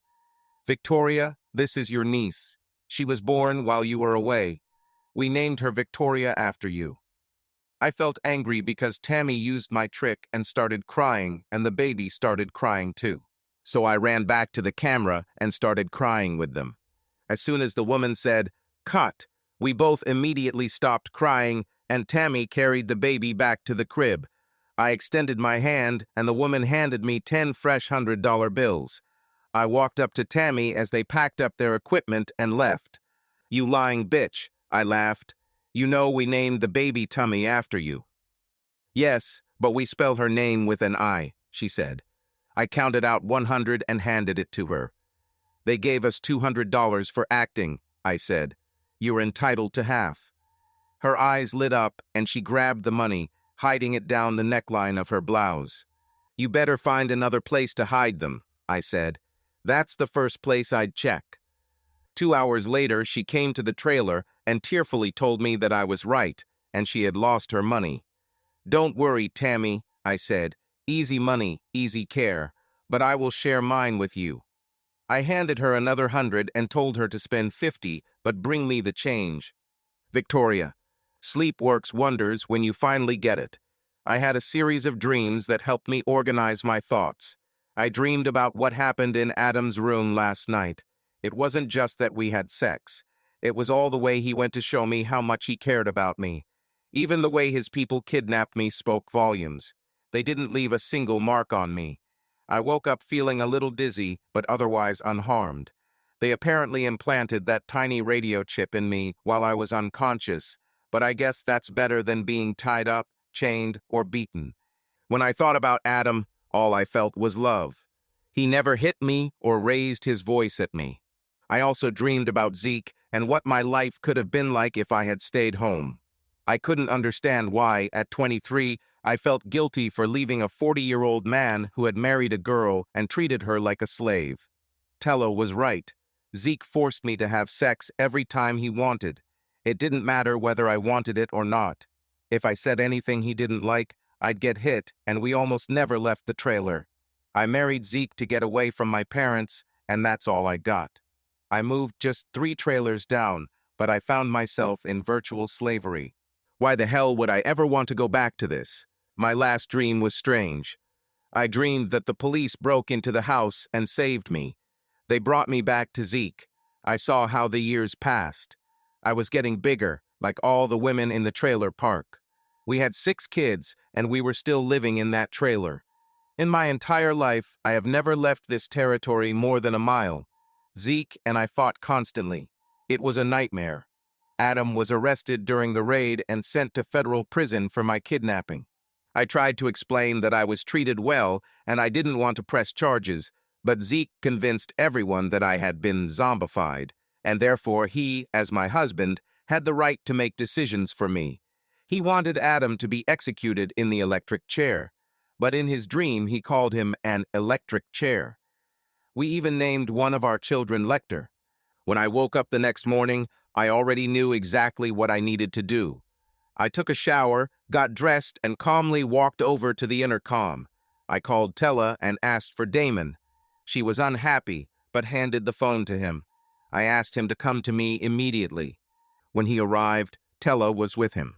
"You look beautiful this morning, Victoria," he said. "How can I help?" "The question is, what can you do to help yourself?" I said. They both looked at me strangely. "In 10 minutes, I will leave this house and go look for Adam.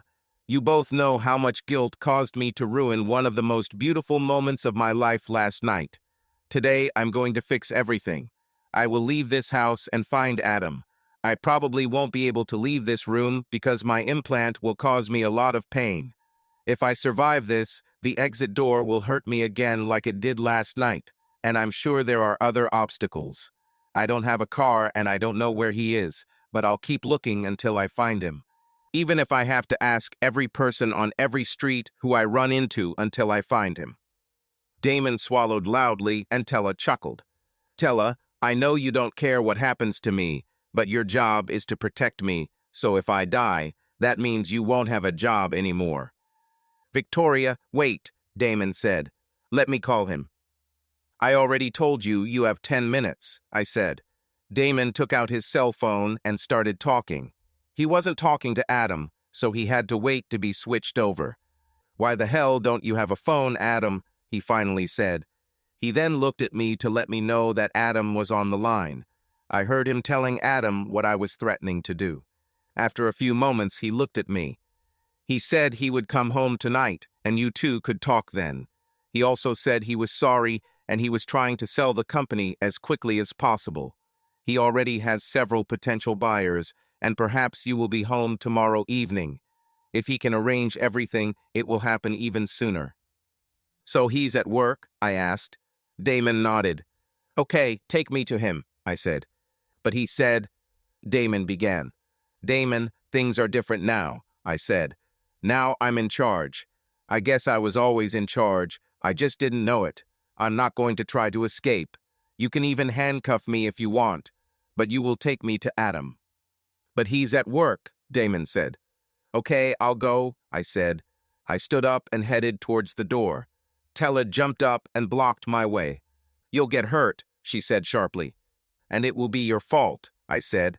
"Does Adam know that last night I almost got fried trying to catch up with him? Or that you didn't even try to stop me?" She quickly turned pale and then took out the remote as I walked towards the door. When I got upstairs, she pressed another button and I stepped onto the porch for the first time. "You know I can still just kill you, right?" she asked. I nodded. "Take me to Adam," I said. I already said I'm not going anywhere. We drove into town, passing through streets I had never seen before. What surprised me was that I had lived in this city all my life, but had never seen its center.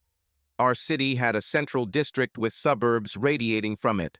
We lived in one of the wealthier suburbs. The trailer park where I grew up was in one of the poor suburbs. Surprisingly, I was only 20 minutes away from Zeke's trailer the entire time. We arrived at a beautiful glass and metal building with secure parking. The security guard stopped checking the pass of the car that was leaving and waved us through. I waved to him, even though I didn't know him. We got out of the car and went through the back entrance where there was another guard. He immediately tensed when he saw Damon and Tella. I half expected him to salute them. I waved to him too, and he smiled at me. We walked around the production floor, where hundreds of people were working at various machines. Tella made sure that I did not go beyond the lines marked on the floor. Behind these lines, you need to wear safety glasses, she explained. We took the elevator to the third floor. There were only offices and conference rooms. We entered one of the rooms where a slightly elderly but very serious woman looked up at us from her desk. "He's busy, Tella," she said. I just smiled at her and walked past her before she could get up. I turned the doorknob and the door opened. The woman tried to grab me, but I was already inside. With amazing strength, she pulled me out of the room, but it was too late. "Adam," I screamed. Almost immediately, he raised his head and told the woman to let me go. Compared to this woman, Tella was nothing. This woman, despite her sharp suit and professional manner, was clearly another ex-military woman. But this one was more of a guard dog. She looked at me as if she wanted to rip my head off and shit in the hole that had formed. It took her some time to come to her senses. She stood and glared at me, smoothing out her business suit. I smiled at her and approached her again, holding out my hand. "No offense," I said. "You're just doing your job, I understand that. And I hope you understand that I'm desperate. If you were me, I have no doubt you would do the same. By the way, my name is Victoria."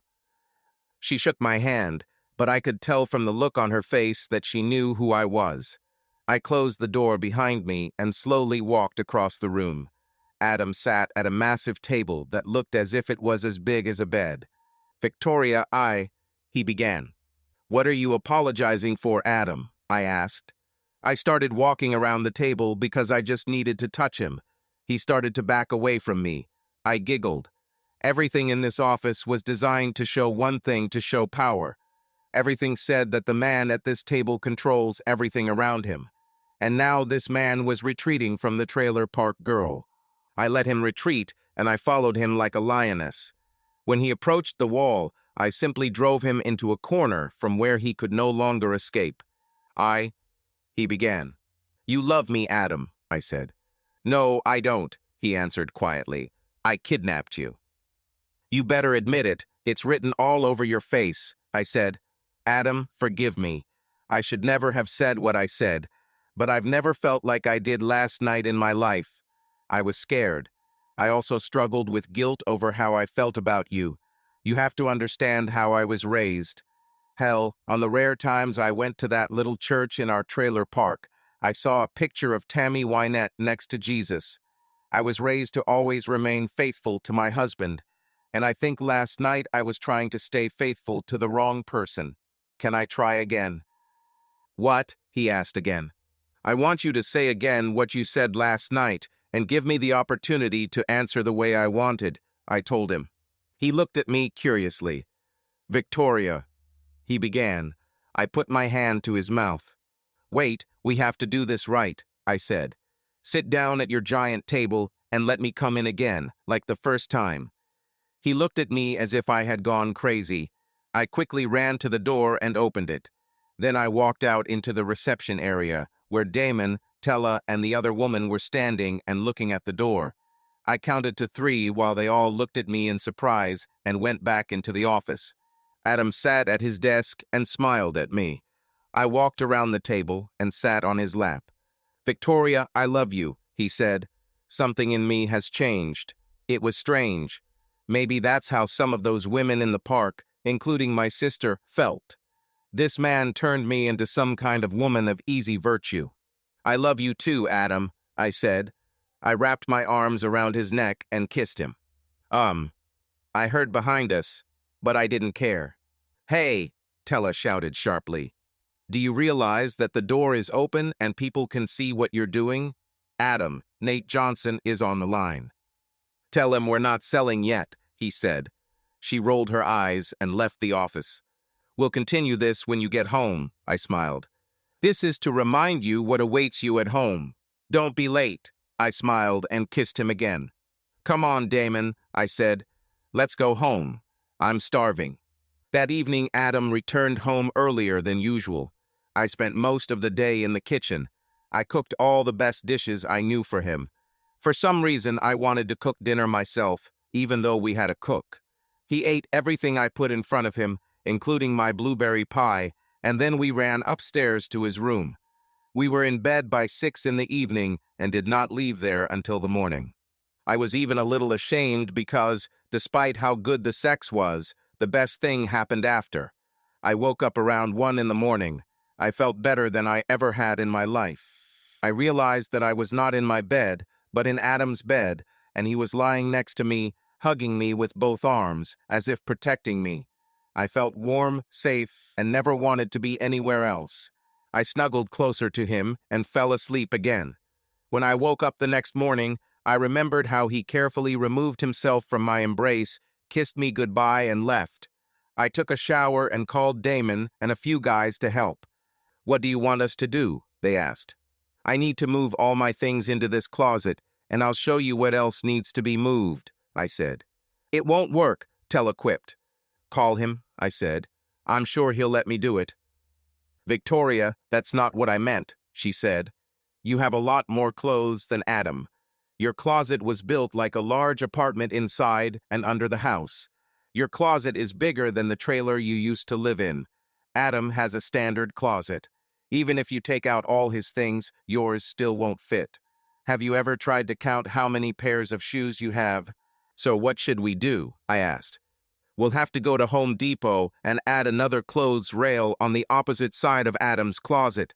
You'll just leave here your 20 or 30 favorite outfits and maybe 10 or 12 pairs of shoes. You can leave the rest where it is or put it in one of the other closets on this floor. What about my TV? I asked. Adam has a nice flat screen right here, she said. Yes, but mine is much larger, I said. So what? She said.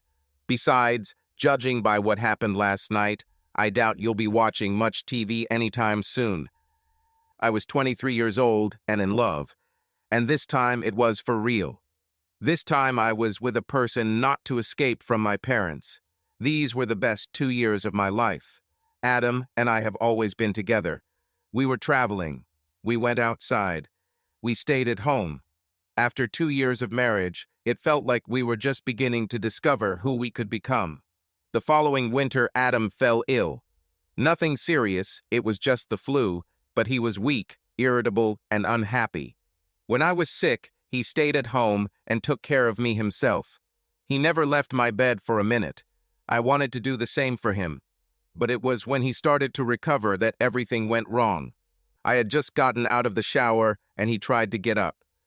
Adam, go back to bed, I told him. I need to get the iPad, he said. I'll bring it, I said. Where is he? In the office on my desk, he said. For more than 6 months, all security systems were disabled. I could go anywhere freely. I even had a car. I had a new Cadillac XLR hardtop. I kissed Adam's forehead and adjusted the blanket on him. I was wondering why he needed an iPad, because he was going to go back to sleep anyway. But I loved it, so I went and took it. I looked around the office for the iPad. I played with him a lot during our holidays, so I knew what he looked like. I just didn't know where exactly it was in the office. Its cover made it look like a regular notepad. I didn't spend much time in this office, so I looked around. I noticed that, just like at work, Adam never turned off the computer. When I was about to leave, a new letter arrived. Hearing a beep, I went over to see who it was from. The letter was from Tell.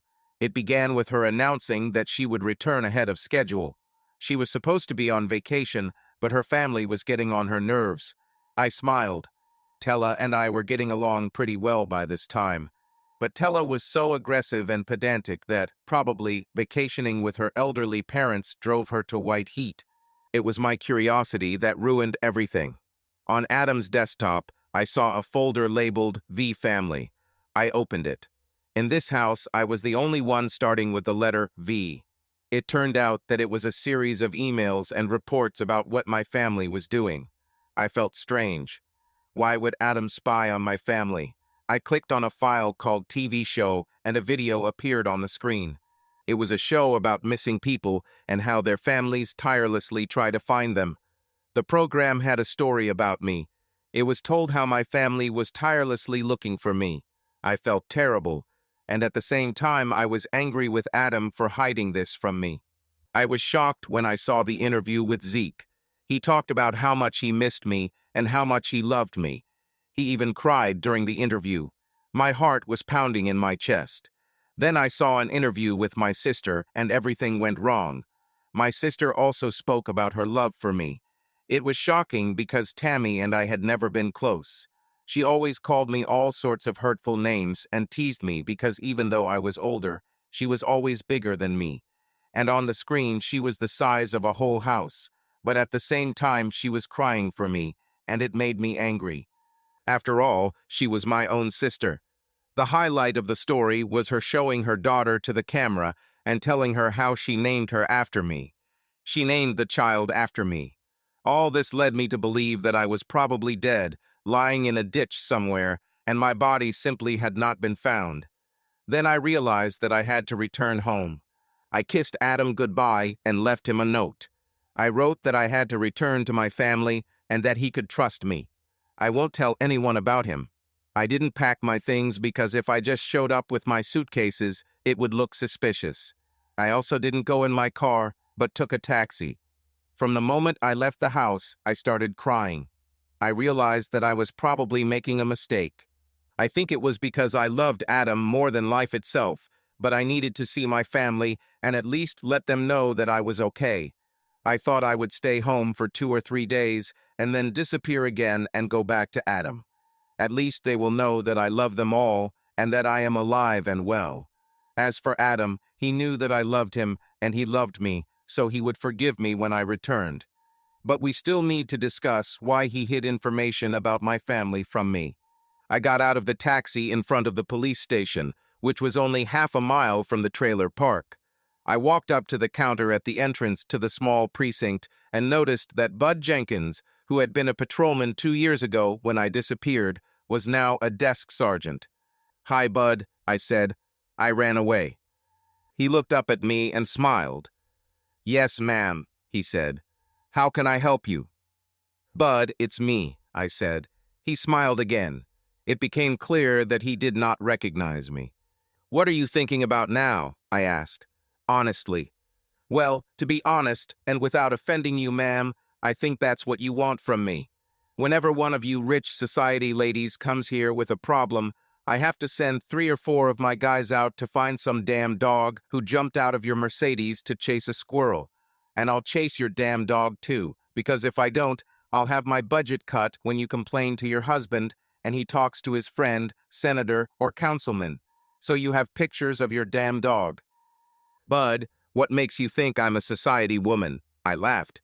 "Well, you are as beautiful as a new sunrise," he said. "Your shoes cost more than I earn in a month. This bracelet could probably buy the trailer I live in. This beautiful hairstyle was clearly done by some fancy hairdresser. Any fool can understand that you are one of the rich, and wealth is not something that is in abundance here." "Bud, it's me," I said. "Victoria Bailey. Well, Victoria Lake, since I'm married to Ezekiel Lake." He looked at me again. "Vicky," he said then. "My name is Victoria," I said sharply. "Just checking," he said, surprise evident on his face. "You never let anyone call you anything other than your full name." Hearing this made me think about how much I love it when Adam calls me Tori. It, in a way, made me feel like I belonged to him, and he belonged to me. A tear rolled down my cheek as I thought about how I ran away from him when he was sick. Bud started asking me a bunch of questions. He called his senior officers, and they called the district attorney. They called my family, but couldn't get through. The phone is probably off, Bud said.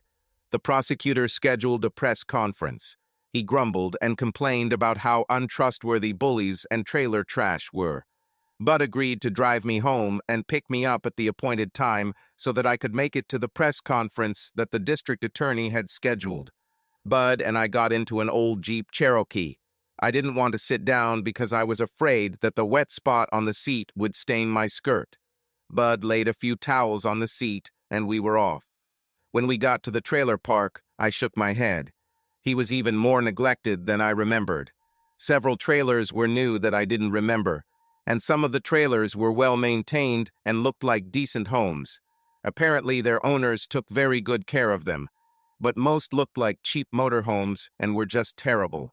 I remembered Tella once saying that my closet was bigger than one of those trailers, and she wasn't lying. Bud and I walked out in front of Zeke's trailer.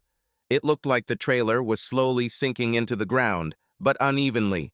Even a little over 2 years after I left, the same damn brick was still being used as a step because Zeke was too cheap to buy or build a proper porch. In front of the trailer stood a battered crib containing a baby who was less than a year old. The baby was crying. Another child, believed to be about 2 years old, was wandering around the area in front of the trailer unattended.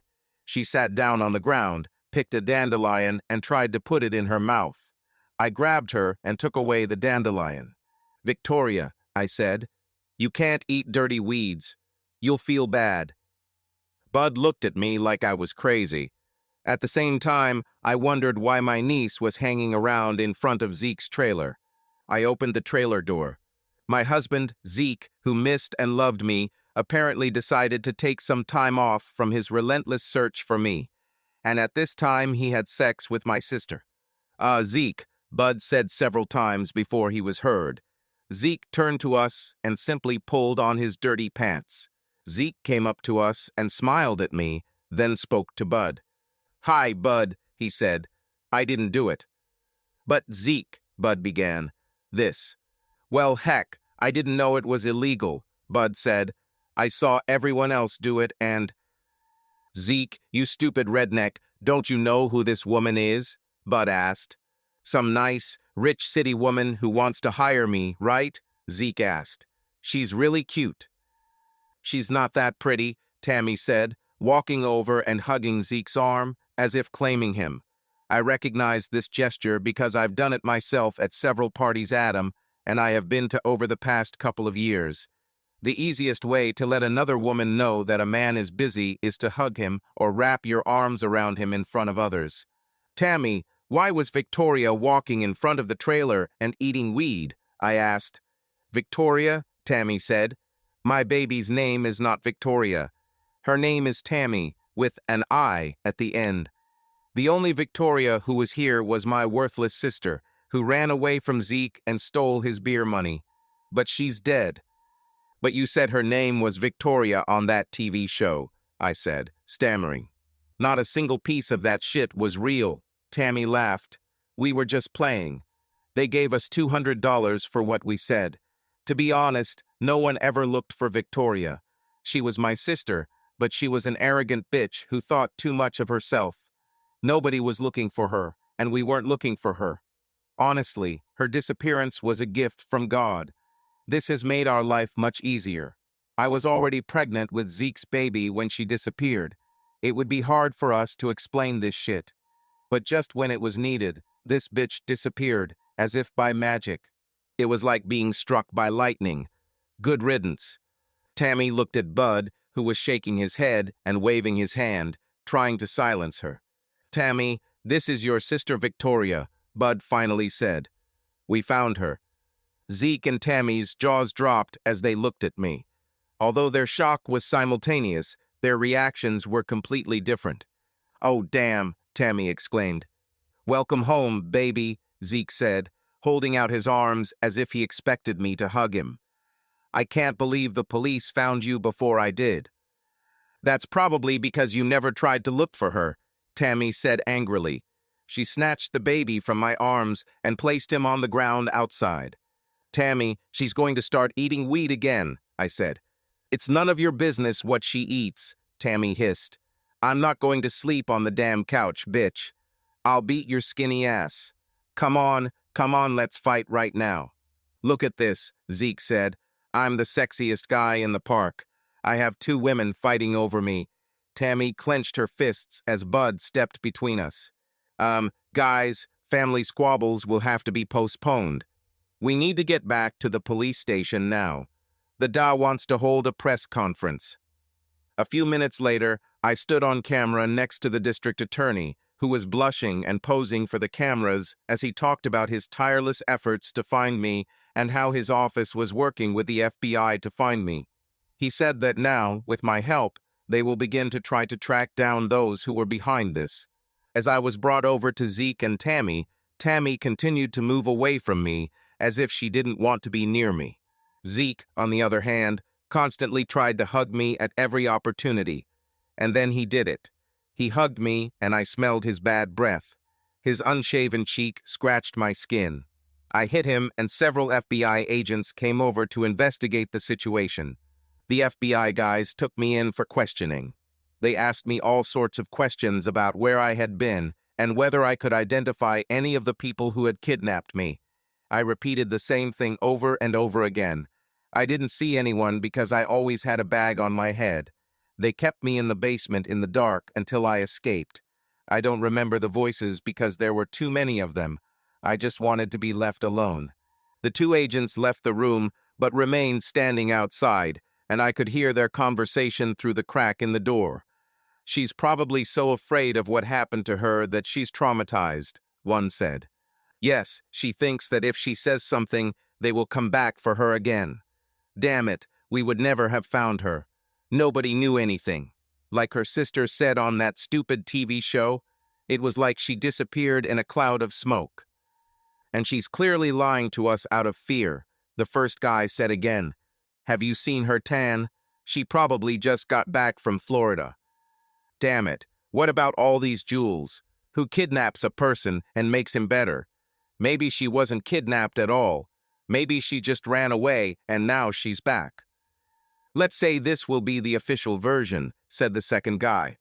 "We will tell her family that we are continuing to investigate, but seriously, I have more important things to do. I wish I could take this bracelet as proof. I could cover a big chunk of my mortgage with this." They began to walk away down the corridor, still discussing me. By the time the FBI released me, everyone except Bud and a few other officers had already left. Bud took me to the trailer park again. When we arrived, I tried to open the trailer door, but it wouldn't budge. The strange thing was that the lock on the door never worked. I hit the door as hard as I could, and it opened slightly.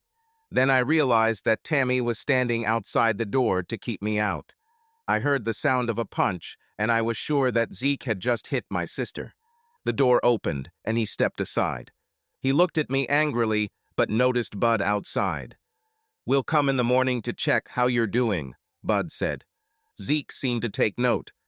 "I'll let you leave after you hit me because I know you're out of your mind," Zeke said, looking at me. "You tried to rob me," I said. He looked puzzled. "I am your husband. You belong to me. I can do whatever I want with you. You need to start understanding this now that you're back. Everything will not be the same as before. I'm not going to put up with your antics and your smart mouth anymore." I realized that I was mistaken. All this time I thought that Adam was hiding information about my family from me because he didn't want me to leave him. Now I realized that he knew what was really going on and was trying to protect me.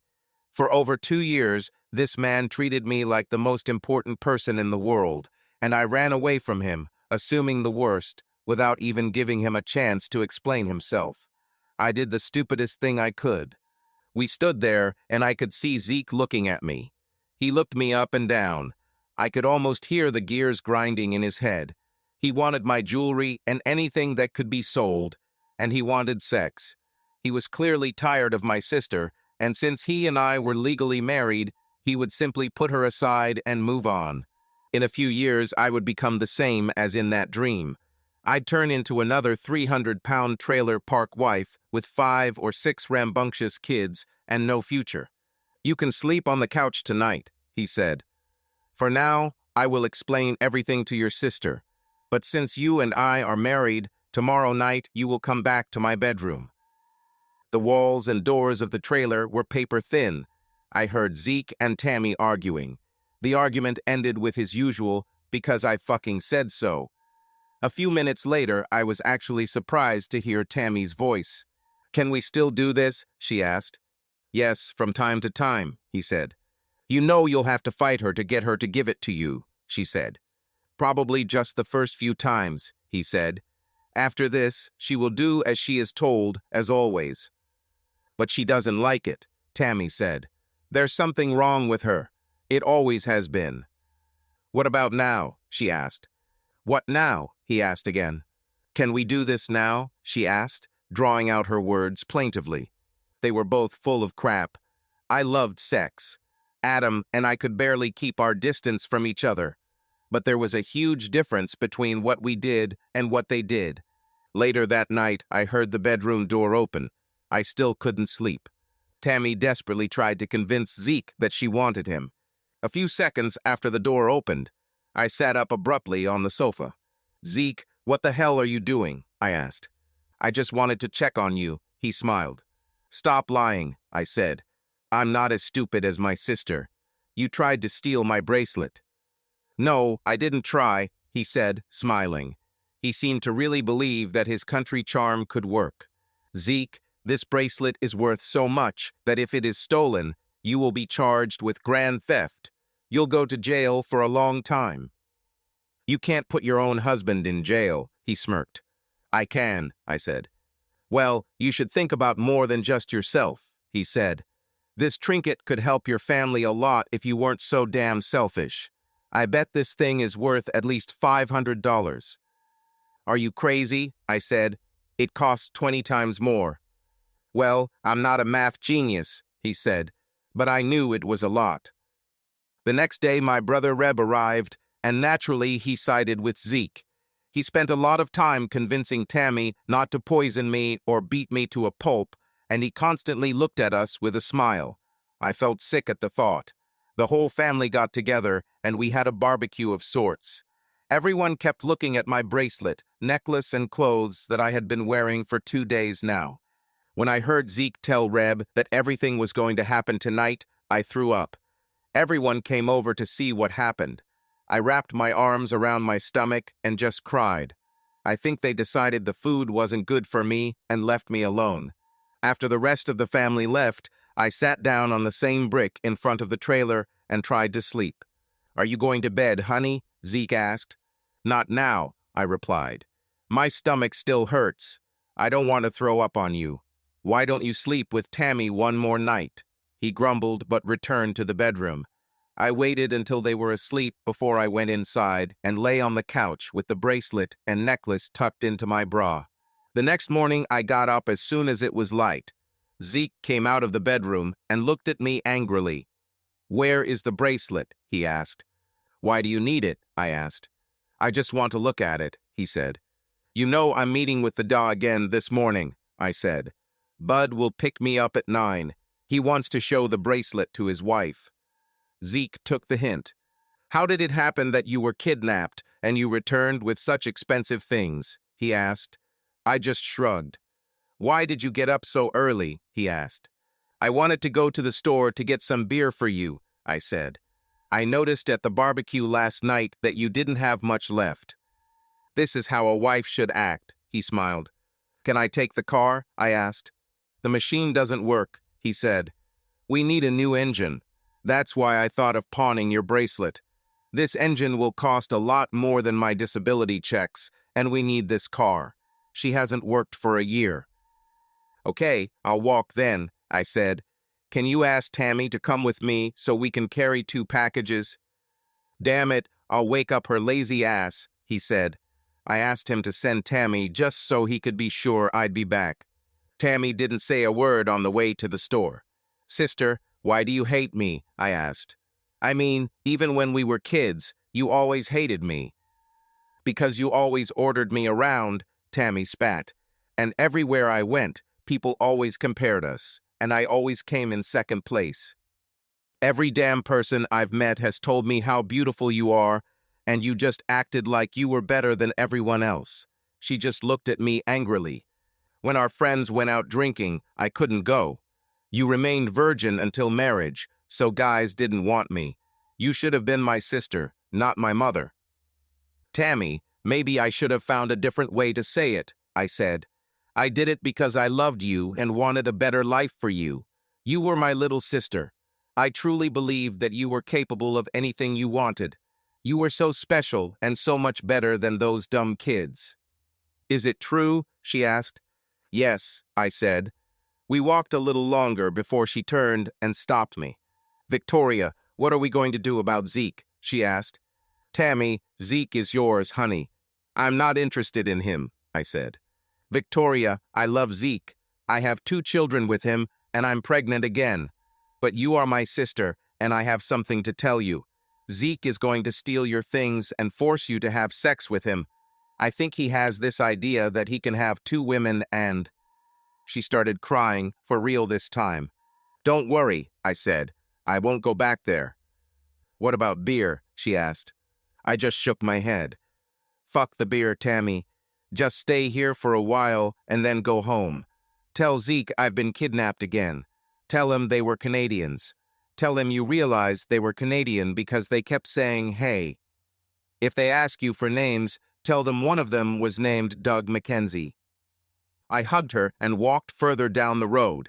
When I got to the store, I looked around until I found that Chester bastard. Now he was the manager. I took him aside. Hi, Chester, I said. I just came by to warn you before I rat you out. Prison is hard for chubby boys like you. What are you talking about, lady? He asked. Chester, don't you recognize me? I asked. He looked at me and his jaw dropped. Victoria, he asked, why are you talking about prison? Because you arranged my kidnapping, I said. The FBI is looking for whoever did this. I don't know any of them, but I can rat you out. He panicked. He started crying and wailing right in the store. Chester, let's get down to business, I said. If you take me somewhere, I'll let you go. Do you have a car? He simply nodded. We got into his car, an old Buick held together by duct tape and prayers. I had to hold the door to prevent it from opening while driving. I knew the area where we lived and the address, but I didn't know the exact route, so we circled the streets for a long time. And suddenly, I saw our house. I told Chester to drive up to the gate. I went out and went to the gate. That's when this story began. 2 huge guards came out and told us to turn around immediately. I told them that I needed to talk to Adam, and that I wasn't leaving until I talked to him. One of the guards simply took out his mobile phone and started calling the police. I told Chester to leave before he finished the call. When we drove away, I noticed that the house was being unloaded. In the rear mirror, I saw my bed being taken out of the house. It hurt me a lot. Chester drove me downtown to the building where Adam's company was located. The security guard started waving for us to leave, but I stuck my head out of the window and smiled at him. He recognized me from my many visits here since I first came here. He raised the barrier and let us through. Chester remained in the car. I walked in through the back door as I usually did when I visited Adam at work. The last time I was here, I convinced him to make love on his huge table. The guards barely glanced at me as I waved and walked past. I waved to the guys on the factory floor and walked around to the area where I had to wear safety glasses. I took the elevator to the 3rd floor. I nervously walked towards the office. Entering the office, I saw the back of a woman in a business suit. She seemed to be in a hurry. Is he feeling better now, or is he still sick? I asked. What do you care about? She answered without interrupting her actions. I made a mistake, I said. I want to fix her. I didn't expect what happened next. In an instant, so quickly that I would not have believed it if I had not seen it with my own eyes, she straightened up, threw down the papers, and pinned me against the wall. And how are you going to do this? She screamed. Her face was distorted with hatred. It was only a few inches from mine, and her hand was squeezing tighter every moment. "Let her go, Angie," Tella said calmly, standing behind us. "He wouldn't want that. He loved her until the very end." "What do you mean, to the end?" I asked. "Victoria, don't you watch the news?" she asked. "Adam is gone. You could have killed him yourself. I warned you that his broken heart couldn't handle it a second time. The day after you left, he died. Angie would probably kill you if she could. I think you may have really loved him after all, so it will be much more painful for you to live with what you did to the person who tried his best to make you happy." She pulled me away from Angie and the wall. "He lived for you, Victoria," she said, "and in the end he died for you. Go away, Victoria, you are poison." I left the building through the same door I entered through. Chester was waiting for me with the engine running. "We go back to the park and you are free," I told him. "Are you really going back there?" he asked incredulously. "Why not?" I asked. "Where else should I go?" I got out of the car and went into the trailer. I'm just in time to hear Zeke yell at Tammy. "What the hell do you mean she was kidnapped again?" he shouted. "Some Canadians took her away," Tammy whined. "How did you know they were Canadian?" he asked. "Because they kept saying hey," Tammy said. "And one of them didn't have a gun, but a hockey stick." "Here's a beer," I said, entering the room. "What happened to the Canadians?" Zeke asked, not taking his eyes off Tammy. "Relax, Zeke," I said. "They are just friends. They were playing a joke on me." "Where is the bracelet?" he asked. "I hid it somewhere safe," I said. "It still doesn't suit you. I think a handbag would suit you better." "You're back with your smart jokes," he warned. "I'd rather be smart than dumb," I said. He became even more angry. "Where is the bracelet?" he asked. "Why do you care, Zeke?" I asked. "It's not yours, and you won't have it." "You selfish bitch," he shouted. "We felt better when we thought you were dead." "Yes, I think I'd be better off dead too," I said. "At least then I would be with someone who loves me." "Looks like I'll have to teach you a lesson about where a woman belongs," he said. "Go ahead, Zeke," I said, falling to the floor. "Beat me. You can't make me feel worse than I already feel. I really hope you kill me. Maybe then I will find out if there is life after death. I really need to make peace with one person." "Are you talking about the other guy?" Zeke shouted. "You slept with another man while I was here alone waiting for you." "Every time I got the chance," I said. "You'd love to see this." I rolled my eyes and ran my tongue across my lips. Zeke then became completely angry. "I can't believe you cuckolded me. Zeke's wife shouldn't have sex with other men." Zeke, you had sex with my sister before I left," I reminded him. "This is different," he said. "A man must cast his net wide. It's in the Bible." "Where?" I asked. "In the chapter about casting nets and fishing," he muttered. "You know, the one with Jesus as a fisherman and all that." "You're clearly an expert on all sorts of nonsense," I said. He became even more angry and swung his hand at me to hit me. I just looked at him and braced myself for impact. The hand swung, and I instinctively closed my eyes, but no blow came. I looked up and saw Adam holding Zeke's hand just a few millimeters from my face. "I'm that Canadian, hey," Adam said. "You're the one she cheated with, right?" Zeke shouted. "Tammy, get the gun," Zeke shouted. "You don't have any ammo, Zeke," Tammy said. "Just bring the damn gun," Zeke shouted. "You're not dead?" I asked, smiling at Adam. "No," he said. "The body just wanted to scare you, making you think that we are no longer there. You didn't report me?" "No," I said. "I told you that you can trust me. I love you, Adam. Sometimes I act stupid. I should have talked to you, I thought." "Did you think I was trying to keep you away from your family?" he asked. "So it was." "Yes, now I understand why," I said. "Did you know they lied in that video? They didn't care about me. Nobody was looking for me at all." "I was looking," he said. "I've been looking for you all my life." "Oh, someone is definitely going to get something today," I said with a wink. "Stay still," Zeke said. He tried to raise the gun, but Adam instantly snatched it from his hands. Zeke stood there looking like a cartoon character, wondering where his weapon had gone. Tammy laughed out loud, and that was the last straw for Zeke. He clenched his fists and lunged at Adam, but Adam simply stepped aside and Zeke slammed hard into the trailer door, which wouldn't lock. Zeke flew out of the trailer and landed awkwardly on his back right on the very brick we were using for a step. "Tammy, call an ambulance," he shouted. "Bye, Tam," I said. "I'm going home." "But this is your home," she said. "You're married to Zeke." "No there," I said. "You need to start reading Zeke's Bible. A woman's place is next to her man." I took Adam's hand and kissed it. "Can we go home now?" I asked. He smiled. "We'll have to live in the camp for now," he said. "All the furniture is already on the truck heading to North Carolina. I'll call to have them returned, but I'll have to spend a few days without furniture." Zeke was still screaming when we got into the car and drove away. "Bring back my wife, you fucking Canadian bastard. Tammy, call an ambulance. The phone's not working, Zeke," she said. "Well, then run down the street and—" he began. "Zeke, I love you," she said, "but I'm pregnant and I'm too fat to run anywhere." They were still screaming when we left. Everyone got what they wanted, except, of course, for Zeke, who got what he deserved. I got Adam.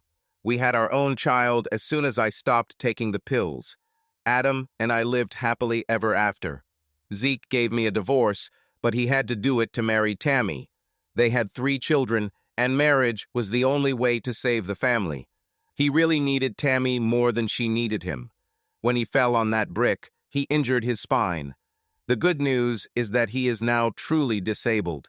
Unfortunately, because his injury occurred at home and not at work, his pension was reduced by 1/3. Tammy still loves Zeke. To somehow make ends meet, she got a job at a club frequented by men who love fat women. The problem is that Tammy has always loved the thing, and since Zeke can't have sex anymore, she started bringing clients home to do it. Zeke hates it, but he can't help it. Tella, to her surprise, finally gave up on Adam and married Damon. They still work for us, but not in the house. Adam was going to remove the security system from the house because we no longer needed it. But I told him to wait with it. I had a feeling that our daughter would be a little wild, and we might have to kidnap her sometimes. Subscribe to our channel so that your love doesn't cheat on you, and go ahead and listen to the next story, because this story is nothing compared to the next one. If you're under 18, don't even think. Click to the next one. Click to the next one. Click to the next one. Click to the next one. Click to the next one. Click to the next one.